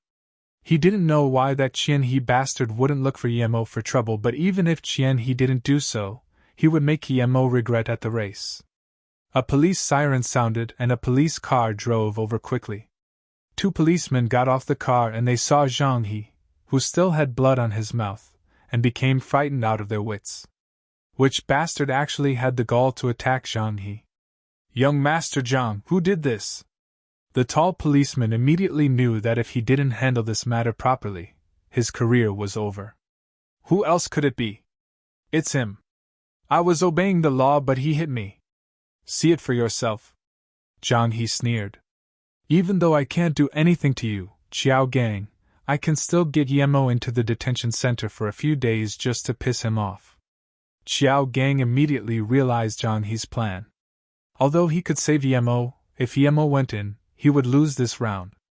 This would cause his reputation to be besmirched. He was a direct descendant of his family, yet he couldn't even beat a branch young master who f***ck's around all day. Xiao Gang was similarly someone who cared about his image. Plus, these two policemen definitely didn't know him and perhaps wouldn't even bother with him. After making a call, Emo would have been taken away already and might even be taught a lesson. Young Master Zhang, don't worry, this is a legal society. We won't let such mafia-like behavior go. That tall police finished speaking and just walked towards Emo. He even took out his handcuffs. He obviously wasn't going to let Emo argue at all. Xiao Gang was worried about him, so he took out his phone while he tried to stop this policeman. Emo, however, stopped Xiao Gang from making a call. No need to worry, they won't dare to take me. That tall policeman walked up in front of Emo. But before he could even raise the handcuffs, he was kicked right in the chest by Emo and fell back more than 10 steps. He then crashed onto Zhang He and the two fell to the ground. You dare to attack the police? Emo didn't use much power on this kick. That tall police just felt his chest was heavy but soon crawled up. He took out his handcuffs again while putting his other hand on his gun. Zhang He and Xiao Gang were shocked. Even He Chi on the side couldn't react. It was already absurd that Emo knew Xiao Gang, but he dared to attack the police in broad daylight. Even a young master like Zhang He wouldn't dare to attack the police openly. Even if he was to teach the police a lesson, he had to find a place with nobody. Attacking the police? You think too highly of yourself. Have you the right to be a police? When you walked over, did you even ask me anything? You just heard the words of one party, yet you want to cuff me away. That kick was done lightly. If you don't pack away your gun, then don't blame me. Emo looked coldly at the police, then said. Just when the other policeman put his hand on the gun, he recognized it was Emo and then began to release cold sweat all around his body. He quickly put his hand down and was prepared to alert his colleague, but that tall police had also stood down. He had also become quite frightened. He also recognized it was Emo, the person who killed Wu Jingfei at the police department, and walked out unscathed. If he pissed Emo off, then the consequence would really be unpredictable. The tall policeman cursed at himself silently for not realizing the person's identity beforehand. Qian He and Wu Jingfei had already been killed. Now, this he had also messed with Emo. If he didn't retreat now, then he would really be asking to die. Thinking about this tall policeman quickly walked up and said, Sorry, I just heard one side of the story and caused an error in my judgment. After speaking halfway, the tall policeman looked at Zhang He. He couldn't mess with him, too. These facts turned into his misfortune. But if he really had to offend one side, he would rather offend Zhang He. At most, he would lose his job or have some physical pain, but if he offended Emo, things wouldn't be so simple. Emo saw that situation was difficult for the two policemen, and he knew that these two weren't completely to be blamed. With Zhang He's authority, how would a policeman think of fighting against him? He waved his hand and said, You two should go. You have dealt with the things here. Yes. The two police heard Emo's words and felt it was like heavenly music. They quickly got on the car and disappeared. Zhang He wasn't able to react for a long time. What society was this? Someone dared to be cockier than him at Tandu beating the police, but the police didn't even dare to talk back. Were his words so useless now? You're quite amazing, Brother Yi. Even I don't dare to do that. I knew it, Brother Yi is no ordinary person. Let's go eat, it's on me today. Xiao Gang was quite satisfied seeing Zhang He suffer, but at the same time, he was also shocked. This Emo definitely had a great identity, not just normal great. Emo patted Xiao Gang's shoulder. Okay, let's go have a meal. I will also go, young Master Qiao. You will welcome me, won't you? He-Chi finally found the right timing to butt in. Xiao Gang seemed to just notice He-Chi and quickly smiled. Of course not, I didn't think Mrs. He was also here. It's my honor, haha. Zhang He saw them leave and felt as though he had eaten a fly. He immediately took out his phone and called. Dad, it's me. I just saw Xiao Gang come to Tandu right. He found a racer, but I don't know how good he is. This racer is called GMO. He's very cocky. He dared to slap me and it was very hard. He even smacked down a few of my teeth. What, he dares to be so arrogant? Even Xiao Gang can't be so arrogant, daring to smack you near the gates of the university. Even if that old man Xiao comes, I won't let go of this arrogant brat. The voice coming from the phone was very furious. Zhang Quanqian was now completely infuriated. No matter how much composure he had, a mere racer dared to slap his son and break his teeth. If word got out, he would be shamed. Zhang He's mouth formed a cold sneer. Dad, I have a way to make him die 3 days later without a burial ground.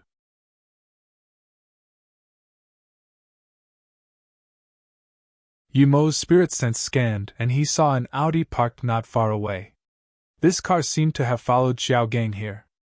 A bulky man got off the car who seemed to be quite strong, but in Yumo's eyes, he wasn't even a yellow-level warrior. Yumo's spirit sense scanned and he saw an Audi parked not far away. This car seemed to have followed Xiao Gang here. A bulky man got off the car who seemed to be quite strong, but in Yumo's eyes, he wasn't even a yellow-level warrior.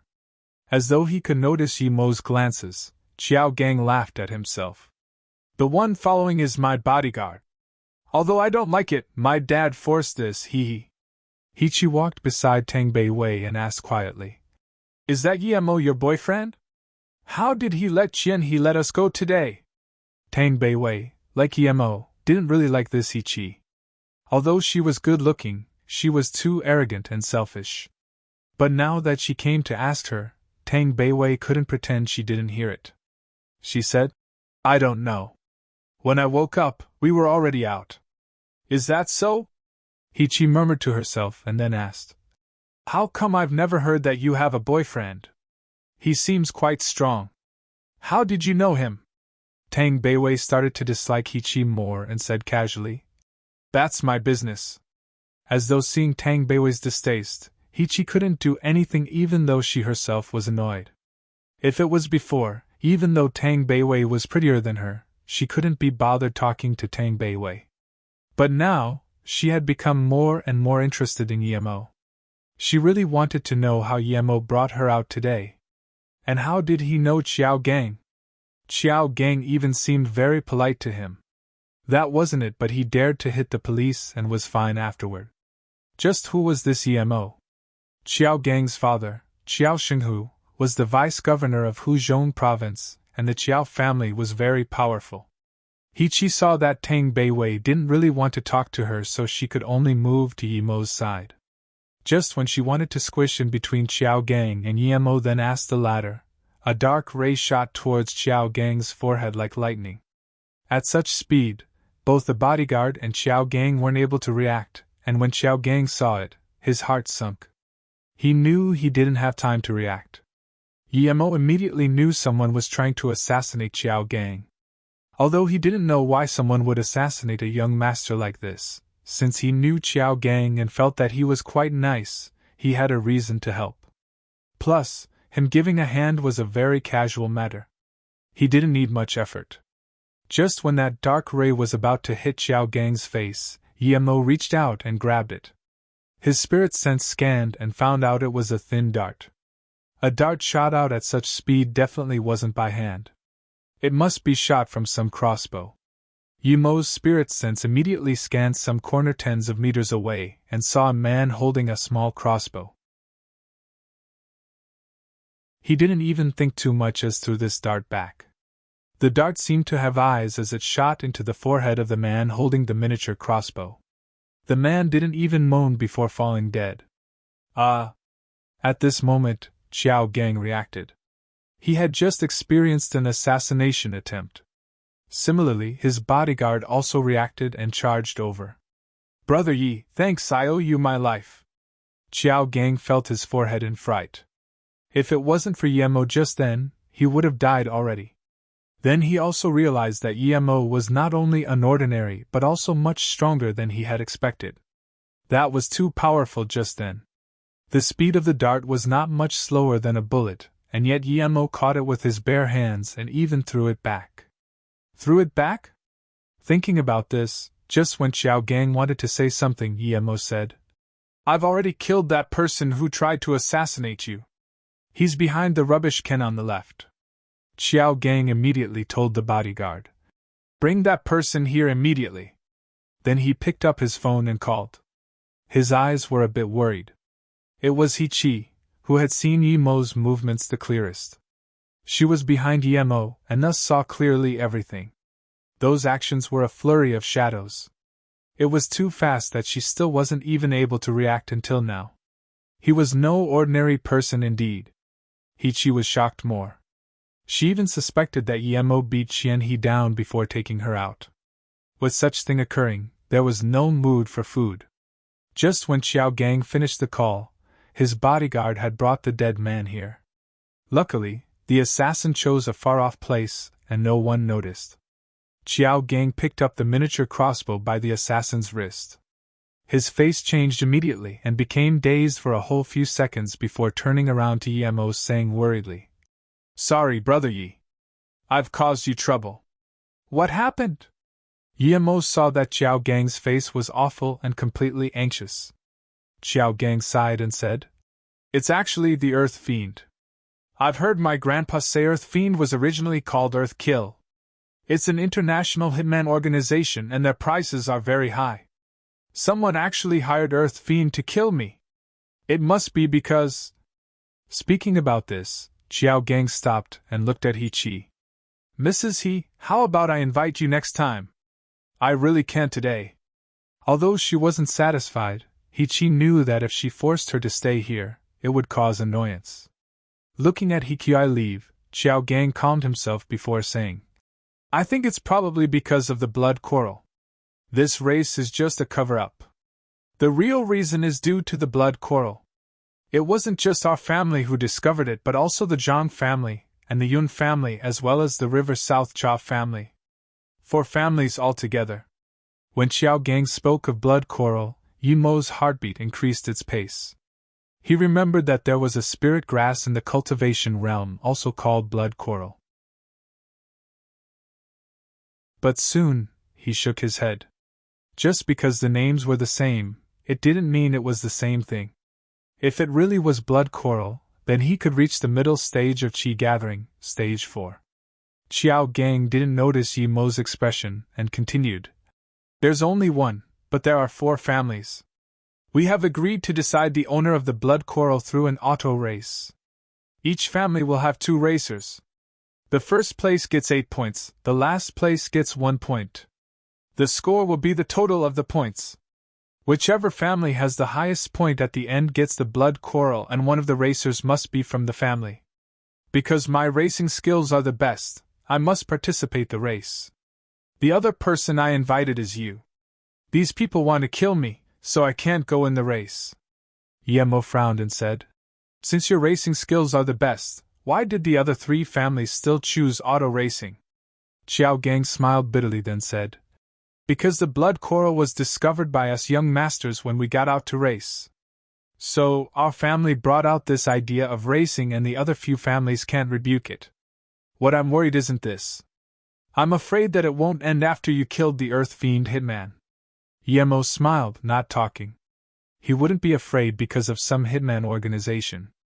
Seeing Yemo's look, Xiao Gang could only say again, "Earth Fiend has been established for more than a century. Their hitmen are all over the world. No one knows what they look like because those who do are all dead. It's said that from the founding of this organization till now, they have only failed 3 times. Those who killed their hitmen would be hunted by them. There are no exceptions. Even our family don't dare to touch this hitman organization, much less the individual members. So, I'm worried that they will hunt you like crazy after you killed their man." Yemo sneered. "So that means if they want to kill someone, you can only reach out your neck and let them kill you without resistance?" However, Xiao Gang didn't find it funny at all and nodded seriously. "Indeed, usually, those they try to hunt can only evade, but no one has been successful in doing so. However, their prices aren't ordinarily high. Normal people wouldn't be able to afford it. I only knew about his identity from the tattoo on his wrist. The two-sided dagger means to fight till the last gasp. The sword has no handle, only two tips at both ends. And Xiao Gang hesitated and looked at Emo before saying, "The hitman in Earth Fiend is divided into 3 calibers, heaven, earth, and human. The one you have just killed is the lowest human-level hitman. But once you kill their hitmen, you will be the enemy of Earth Fiend. They will pursue the person to the ends of the earth. There are no exceptions. So, Brother Yi, it's my fault this time. You can't run around now, so how about you come back to the Qiao family with me?" Tang Beiwei heard Xiao Gang's words and clutched Yimo's hand tightly. She didn't think her brother just got into a conflict with such a terrifying organization. Yemo waved his hand and said, "Brother Qiao, don't worry. I'm not worried about a mere hitman organization. 3 days later, I will be waiting for you at the front gate of this university on time. I think your family also needs to arrange some things, so I won't disturb you." Qiao Gang looked as Yemo pulled Tang Beiwei and left feeling more and more guilty. Yemo got into this trouble due to saving him, but he couldn't solve this issue. "Let's go back first." Qiao Gang then told the bodyguard to bring the hitman into the car, and they disappeared quickly. "Brother, what do we do?" Tang Beiwei was the one worried the most. She finally found her kin, but soon, her brother would be hunted by the Earth Fiends. She was very worried. Yemo patted Tang Beiwei's shoulder. "Don't worry, I'll send you to Beijing tomorrow. You can stay with Sister Yiling. After I deal with things here, I will come find you. Don't you know my power? I've learned Dao magic. What can a mere hitman organization do to me?"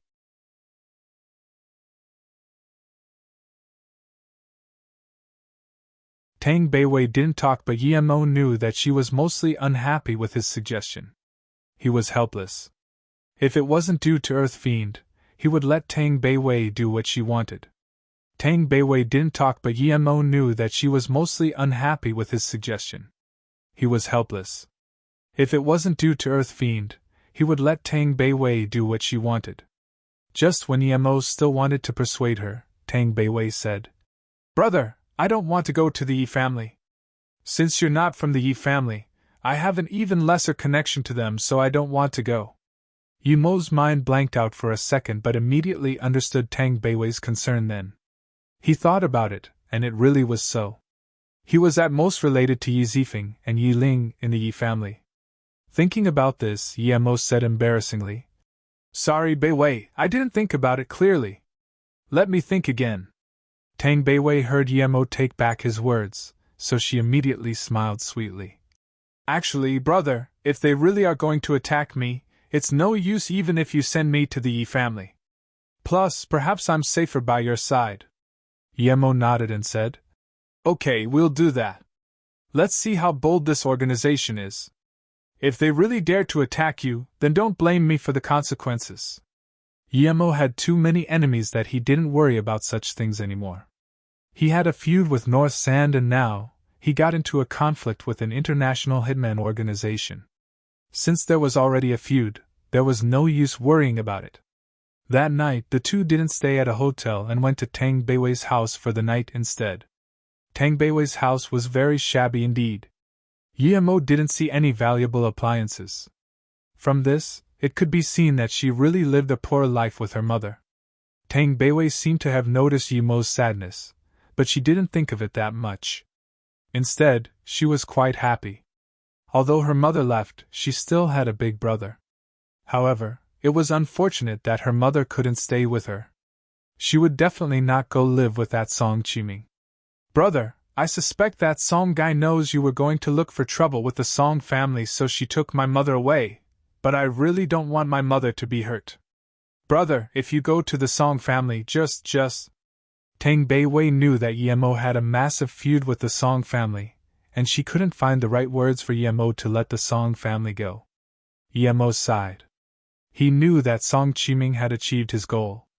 It was quite hard for him to kill Song Qiming in front of the woman who raised Tang Beiwei for more than 20 years, but he definitely wouldn't just let things slide. Perhaps he didn't even think about going to the Song family these few days at Tan due to Tang Bei Wei. Song Qiming, he definitely wouldn't let go of her. At most, he wouldn't let Tang Beiwei's mother see. Xianjiang had a population of nearly 40 million. Zhang family could be said to be the largest family in Xianjiang and was also one of the 5 great families of China. It could be said that they were ranked first in power. But other than Zhang family, the Qiao family also had a large part of their power in Xianjiang. In the 5 great families, the Qiao family was ranked third, just below the Zhang family and Li family. At the same time, there was an obvious conflict when both the Zhang family and Qiao family was developing in Xinjiang. Even the younger generation of the two families was highly competitive. Originally, this blood quarrel was found by Zhang He of the Branch family. Due to various reasons of the previous generation, the Tandu Zhang branch was gradually fading out of the Xianjiang Zhang family, and couldn't even be connected to them anymore. They were becoming a small family on the boundary. But due to this blood quarrel event, and Zhang He's exceptional driving skills, it allowed the Tandu Zhang family to be once again connected to the Xianjiang Zhang family. The Xianjiang Zhang family wanted to forcefully enter this situation, and the other 3 families couldn't do anything about it because, strictly speaking, the Tandu Zhang family was a branch of the Zhang family. Moreover, the Zhang family was too powerful. They had this unknown force behind them. The other few families didn't dare to compete with the Zhang family overtly, so the only thing they could do was to win the blood quarrel through a race. At this moment, the atmosphere in the Qiao family wasn't good. Other than Qiao Gang's father, Qiao Xinghu, all the elites of the Qiao family were here. Big Uncle, Wu Chong had confirmed. The person Xiao Gang brought back was the human-level hitman of Earth Fiend indeed, and they used the unique crossbow of Earth Fiend. The man speaking was Qiao Xingbao, Qiao Gang's 4th uncle. Qiao Zhen heard the words and he frowned. Although the blood quarrel is precious, it isn't worth it to offend this Earth Fiend organization for it. At this moment, a man in his 30s sitting behind Qiao Xingbao said, "Sai, this EMO is too impulsive. Although he's quite strong, he can't just kill people casually. Now, he's dead for sure, but our Qiao family will also be affected. Qiao Gang, next time be careful in making friends. Not all people can become friends. Your societal experience is too little. If it was me, I wouldn't even make such friend." Qiao Gang's face changed and stood up immediately. "Qiao Jijun, what do you mean? So I should be killed and not retaliate? Yemo saved my life. You mean that he should just be killed?" Qiao Jijun wasn't angry at all and spoke plainly. "Qiao Gang, I'm just saying the fact. Our Qiao family is a big family. How are we going to develop if you do things so recklessly? Oh, so how are you going to deal with it?"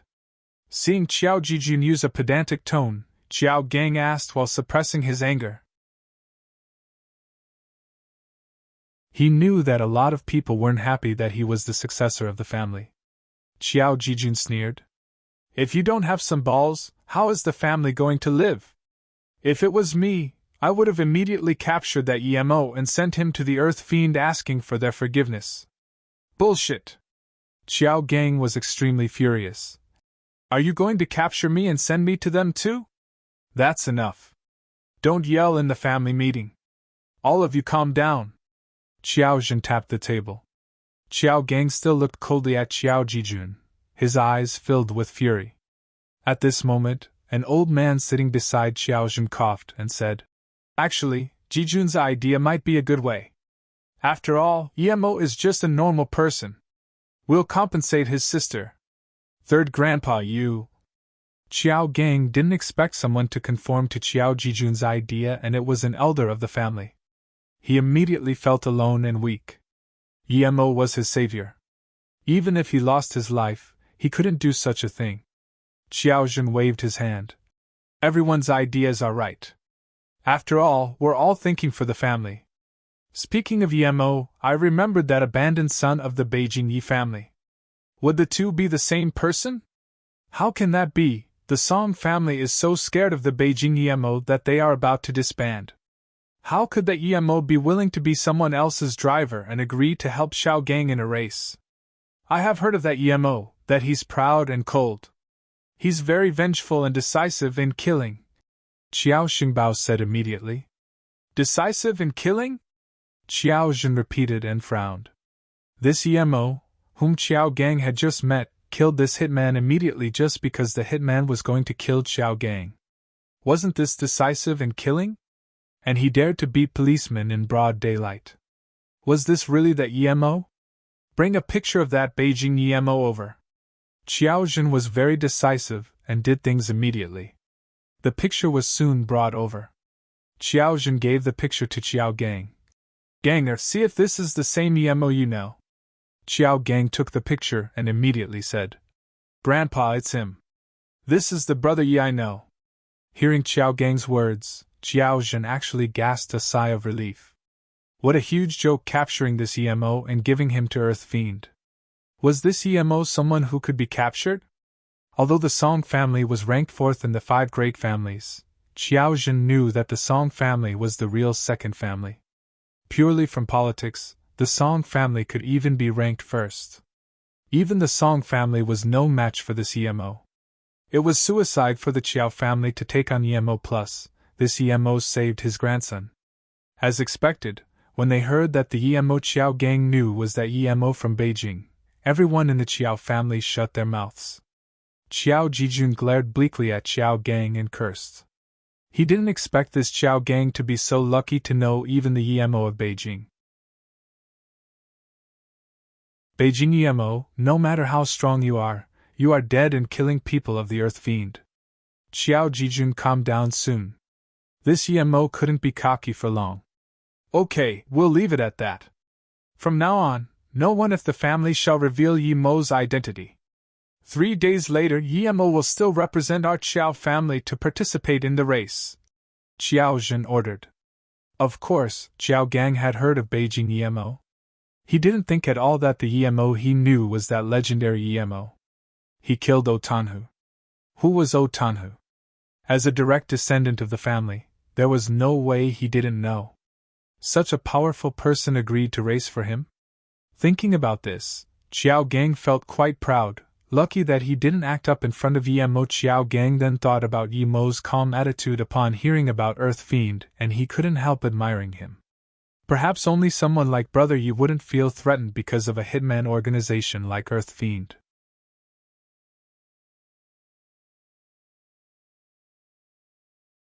EMO and Tang Beiwei spoke for the entire night, and just as it was almost daylight, Tang Beiwei sank into sleep. EMO, however, made a defensive bracelet and wore it himself. Although this bracelet was completely useless against the attacks of ancient martial artists, it could still defend against normal ambushes. EMO and Tang Beiwei spoke for the entire night, and just as it was almost daylight, Tang Beiwei sank into sleep. EMO, however, made a defensive bracelet and wore it himself. Although this bracelet was completely useless against the attacks of ancient martial artists, it could still defend against normal ambushes. Even without the defensive bracelet, EMO wouldn't be afraid of ambushes. But since he could defend without moving, why not? When Tang Beiwei woke up, it was already noon. After cleaning herself, EMO took Tang Beiwei to buy some daily items on the streets before going back to the university to get her personal belongings. Although Tang Beiwei didn't know where EMO had put these things, she knew that her brother was very magical, and she didn't ask. Although she was curious, she was mature enough to know that sometimes it was not good to ask if her brother didn't want to say. It wasn't too good to ask. But in fact, EMO didn't think too much of it. Tang Beiwei knew about a lot of his powers, that he didn't need to hide a storage ring from Tang Beiwei. Seeing her confusion, he just showed the ring to her. When EMO brought Tang Beiwei to the Tandu hospital, Pang Haixiang and Hu Exec were already waiting at the door. Seeing EMO walk over, Pang Haixiang immediately came up. There was full of relief in her eyes. Although Lin San had called Hu Exec saying that EMO had gotten out, she still wasn't relieved until seeing EMO personally. Magical Dr. Yi, were you okay yesterday? You were taken by the police, so Hu Exec and I were both very worried. Pang Haixiang's expression had revealed that she was indeed very worried. Yemo nodded and had some good impression towards this Mrs. Pang. She didn't come up and talk about her husband straight away and instead asked about Yemo's safety. Whether or not it was due to her experience in life, at least she knew what to do. Thanks for your concern, I'm fine. You husband should be at Tandu Hospital already, right? Yemo only wanted to quickly cure him and leave. Yes, sorry to bother you, magical Dr. Yi. Although Pang Haixiang wanted Yemo to immediately treat her husband, she couldn't make herself seem so desperate. Hu Yang finally found the opportunity to speak and said, Magical Dr. Yi, I'll take you there. He wanted to see how Yemo would cure Pang Haixiang's husband. Yemo and Tang Beiwei were led to the VIP room on the 3rd floor by Hu Yang. Who is this young man? The exec is so respectful to him and calls him magical doctor? This is too absurd, a nurse said quietly. Another nurse beside her said, This young man was the person who cured Chong Yuanyuan's leg yesterday. His medical skills are rather strong. You didn't see when he used acupuncture. His actions were like lightning. I saw it with my own eyes. This nurse was the nurse taking care of Chong Yuanyuan yesterday. A middle-aged female doctor who was prepared to finish her work saw this scene. She turned back in bewilderment and looked at another doctor and said, Manager Lu, don't tell me the arrogant person you spoke of yesterday was him? Did he cure Chong Yuanyuan's leg? At this moment, Manager Lu's face was flushed red. Yesterday, he still said this young man was insolent, but now, Hu Exec was calling him magical doctor. And the entire hospital now knew about what happened yesterday. This was a loud slap in the face to him. What's Hu Exec bringing him up for? Another doctor asked. I heard there's a patient transferred here from Hong Kong Mali Hospital. It's said that the hospital cannot do anything about the situation. They heard that the Dr. Yu was very powerful, so they transferred him today. The nurse replied immediately. Obviously, she knew very clearly about what happened. There's actually such magical doctor? I must go up and see. It's good even if I learn a little bit. That doctor quickly followed.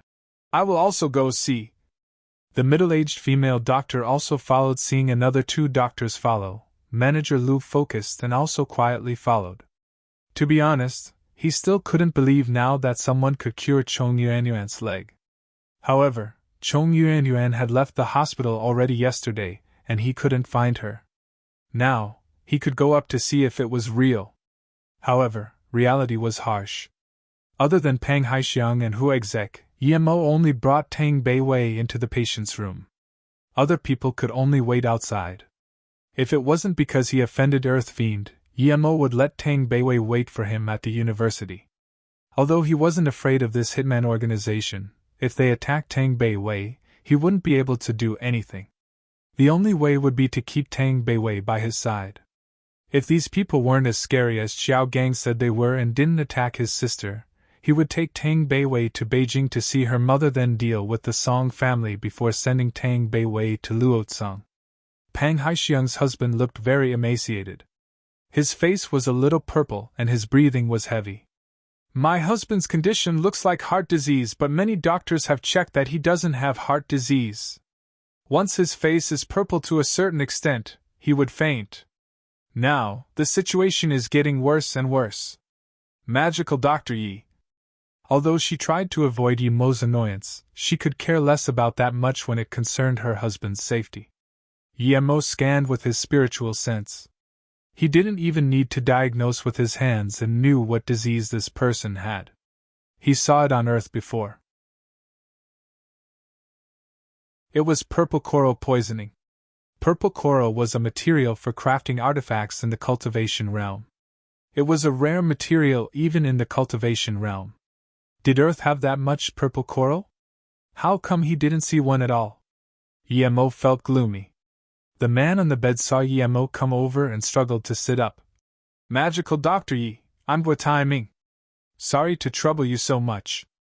I know my disease is very hard to cure and it's also hereditary. If you can't cure it, it's just my fate. Yemo originally wanted to say this condition was very simple to cure, but he heard Guatiming say this was actually hereditary, and he frowned. This was the first time he heard of purple coral poisoning being hereditary. Did he diagnose wrongly? Seeing Yemo frown, Guatiming sighed.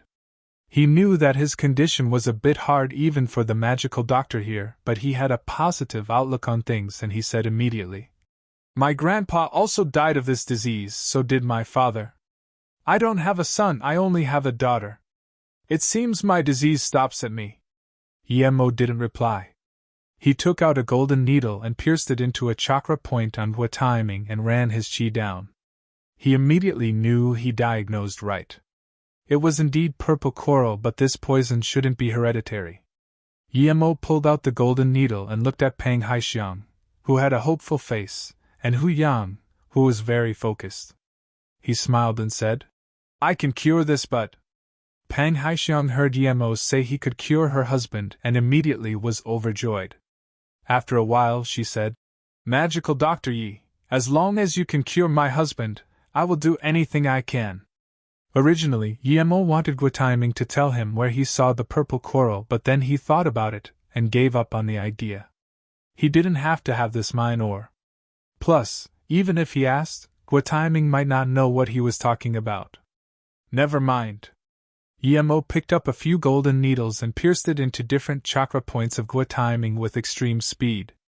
With the use of qi, the purple coral poison was quickly pulled out by Yemo. Strictly speaking, Guatiming's condition was much better than Zhuiyushan, but his body wasn't as good as Zhuiyushan, so he wasn't able to drag it on as long as Zhuiyushan.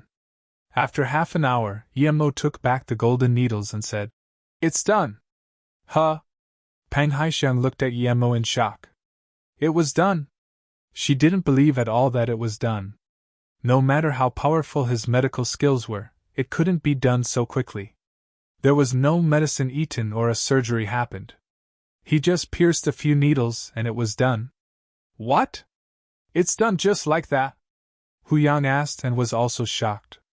If he didn't know how serious Guatiming's condition was and if it wasn't that he knew about Guatiming, he would think Yemo and Guatiming were together in a scandal. After a moment later, Pang Haixiang reacted first and quickly charged up and grabbed Guatiming's hand. "Timing, how are you?" Guatiming immediately felt the pain and suffering in his body disappear completely.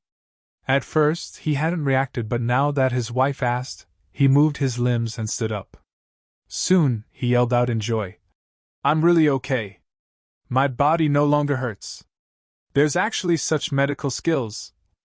Guatiming murmured a few times and still couldn't believe it. "There's actually such medical skills." This time, it was Hu Exec murmuring. He didn't believe it either that Yemo could cure Guatiming's disease so quick. After all, Guatiming's was an incurable disease. "In that case, I'll be leaving. Beiwei, let's go." Then, Yemo was about to leave with Tang Beiwei. "Magical Dr. Yi, please stop." Guatiming suddenly reacted and stopped Yemo.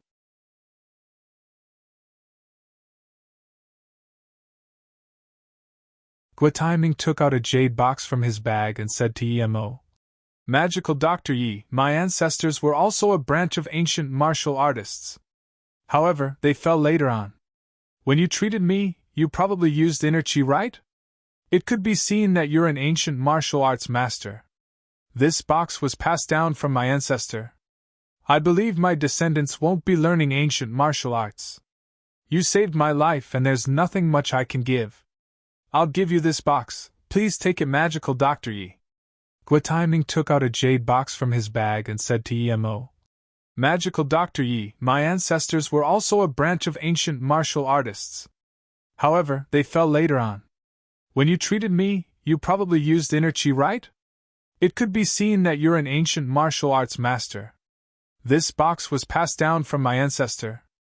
I believe my descendants won't be learning ancient martial arts. You saved my life and there's nothing much I can give. I'll give you this box, please take it, Magical Dr. Yi." Yemo quickly pushed it away. "Mr. Gua, this is passed down by your ancestors, so I can't take it. You should keep it." Guatiming shook his head and said, "I only have a daughter. Even if I have a son, I said to myself that if Dr. Yi could cure me, this jade box will be my humble gift. I know Dr. Yi may not think it's useful, but there's nothing much I can give that you'd feel valuable. Seeing that Gua Timing was being genuine, Emo could only take the jade box. He opened it and found a card inside. It should be a bank card. Other than the card, there was a goatskin map. It was obvious that it was from a very long time ago. It had an imprint of a region of a sea. The map had an ore on it. It was the purple coral ore. Emo immediately understood why Gua Timing's disease was hereditary. His jade box must have been passed down from his ancestor, and each generation would play with this purple coral. In the end, those who touched it would get this disease. However, Shua Igua was different. The Gua family people saw this ore and still put it in the box, causing the purple coral to be preserved and passed down. Emo took out the card and said to Gua Timing, "I'll take this jade box, but as for the card, I can't take it." He didn't explain the purple coral thing. Since he gave the purple coral to him, Gua Timing's descendants wouldn't be affected by it anymore. Despite Gua Timing's repeated requests, Emo still didn't take the card. He wasn't short on money. Even if he had a few 100 million, it wouldn't be enough for him. Emo thought he needed more precious herbs and materials for his cultivation, which would cost a tremendous amount of fortune. When his situation stabilized, he would think of ways to gather wealth. After participating in the hidden sect auction, Emo felt just relying on his online clinic. No matter how much money he earned, it wouldn't be enough to buy one flower of the blue flower blue leaf grass. He had to think of other ways to earn money. Ninghai. Outside the house Emo lived, Ning Qingxue was peacefully taking care of the silver heart grass. She missed Emo a lot when he wasn't here. Emo hadn't been back for a few months but knew that Emo would come back. He promised her after all. The silver heart grass was growing well, and with Ning Qingxue's care, the biggest one was already 8 centimeters tall. She didn't care that much about cultivation, but in order to not fall too far behind Emo, she would force herself to spend a certain amount of time to cultivate each day. The other time, she would either take care of the silver heart grass or play with her necklace. She liked the pearls around her neck a lot. Last time when Su Jingwen saw this necklace, she also liked it a lot, but Ning Qingxue wouldn't give this necklace to Su Jingwen. Strictly speaking, this was the only gift Emo gave her. "Qingxue, come with me to go shopping at Walking Street." Su Wei finished work early today and came back before 5 p.m., and called out to Qingxue as soon as she walked in the door. "Walking Street?" Ning Qingxue remembered the golden cake and felt hungry. She smiled and agreed with Su Wei's idea. The Walking Street was the place where Ning Qingxue visited the most. Most of the time, she would come to eat golden cake. Sometimes she would come with Su Jingwen and Li Mume. Sometimes she would come with Su Wei. When she was very bored, she would come by a few times by herself. She felt that a golden cake had the shadow of Emo. Each time she ate it, she was very focused. At this moment, the Walking Street was still very popular. The sky wasn't completely dark yet, but all the small stores had been pushed out. 2 Taoists were walking casually in this street. One of them was in his 50s and another was only a little over 20. "Sigh, it's really a pity. We missed the auction by a month. I heard there was actually a Lu blue carrot and 2 face-preserving pills. I wonder if it's real. Master, I feel like this mortal world is too impure. We should go back." The younger Taoist wandered for a few days and felt this vibrant world was just like that, nothing special. As expected, as soon as this younger Taoist said that, the older Taoist immediately had the look of approval in his eyes and nodded. "Indeed, Yuan Zhong, your mental state is very good. You weren't mesmerized by this flowery world. I can relax now. Okay, since you're already annoyed, we'll go back to cultivate. Now you won't keep thinking about the outside world." This younger Taoist called Yuan Chong had a sneaky look in his eyes but said very straightforwardly, "Master is right." However, just as he said this, he froze. He stared dazedly at the 2 girls in front of him, and he couldn't even move. "What's up?" The older Taoist immediately noticed. Yuan Chong swallowed some saliva and said, Master, I want that woman. She's so pretty. If she can be my wife, I'm willing to stay in the sect my entire life. The older Taoist followed Yuan Chang's gaze and saw a girl wearing a blue flower skirt holding a golden cake in her hands. She bit down carefully with eyes filled with gentleness. It was an extreme beauty indeed. This sort of woman was rare even in the hidden sects, much less the mortal world. They actually met a woman so out of this world in a small place like here. No wonder his disciple wanted this woman. However, if he could find a girl to stay with Yuan Chong and calm him down in the sect, it would be quite good. Thinking about this, the old Taoist smiled. This girl is not bad indeed, but this sort of thing should be mutual. If she doesn't like you, then, Master, I must have her.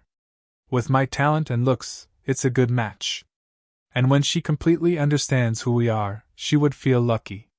Not everyone has the luck to enter our world. Master. Yuan Chong gulped his saliva again. His eyes never left the girl eating the golden cake. The old Taoist nodded and said, You're right. It's her luck indeed if she can enter our sect. Go ask her and see if she's willing. But you need to know your boundaries. I can tell her temperament is very royalty-like. Perhaps her background is very strong. Yes, Master, but you're thinking too much. The outer hidden sects have fallen heavily. Master, you have taken me to see a few of them, but the highest is only a mere earth level. These people are too dumb, much less a girl from the mortal world. Don't worry. Then Yuan Chong rushed towards that girl eating the golden cake. Girl, hello, I'm Yuan Chong. Although this young Taoist was into the girl, he had zero social experience. He didn't know how to express himself or even have a pick-up line. Ning Qingxue was just eating the golden cake and reminiscing her time with Emo, but was scared by this Taoist who suddenly appeared. She quickly took a few steps back and looked at Yuan Chong in vigilance. The small Taoist Yuan Chong saw Ning Qingxue at a close distance. She had this beauty with a sliver of goddess-like royalty temperament, thus making him unable to control himself. Now that Ning Qingxue looked at him in vigilance, he quickly saluted with his fist. I'm Yuan Chong, I'm from the hidden sects, also the immortal sects called by the mortal world.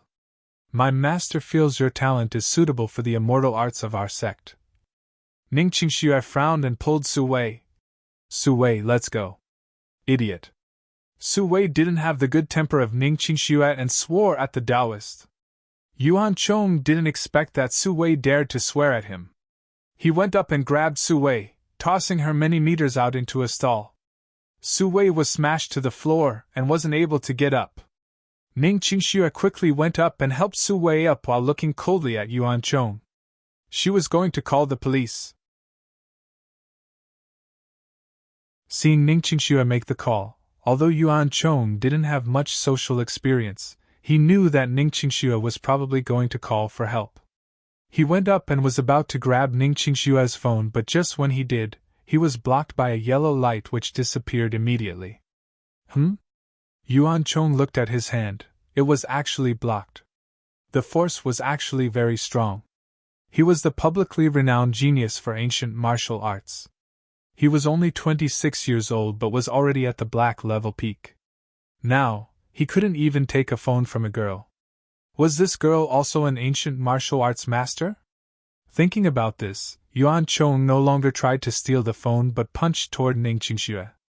In this punch, he used 30% of his power. Bang! This time, Yuan Chong saw clearly that his fist was blocked by a pale yellow light, but this light eventually couldn't take the power of his fist, and was broken.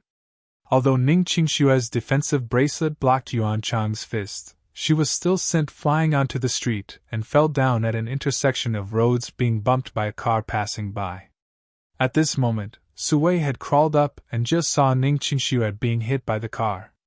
She became scared and she quickly rushed over to help Ning Qingxue up. That older Taoist quickly came in front of Ning Qingxue and put his hand in front of Ning Qingxue's nose. His face immediately went very bad. Master. Yuan Chong also felt his fist was a bit too heavy. The old Taoist sighed, speaking to the ear of the young Taoist. Yuan Chong, you've caused trouble. This girl can't be saved, we need to leave quickly. Yuan Chong looked at Ning Qingxue with regret and longing. I attacked too heavily, but master, your words are too exaggerated. This is causing trouble? Who would be a match for you in the outside world? Humph, you really don't know how tall the heavens are and how thick the earth is. The defensive amulet the girl wore was obviously high level. Even I rarely see something like that. Someone with such an amulet wouldn't have a simple background, the old Taoist said and looked at the coming police car. He didn't talk more with the young Taoist and grabbed him, disappearing in a few steps. You're tuning into the Phoenix Knights YouTube channel. Don't forget to subscribe and join us on this journey to catch the most captivating stories.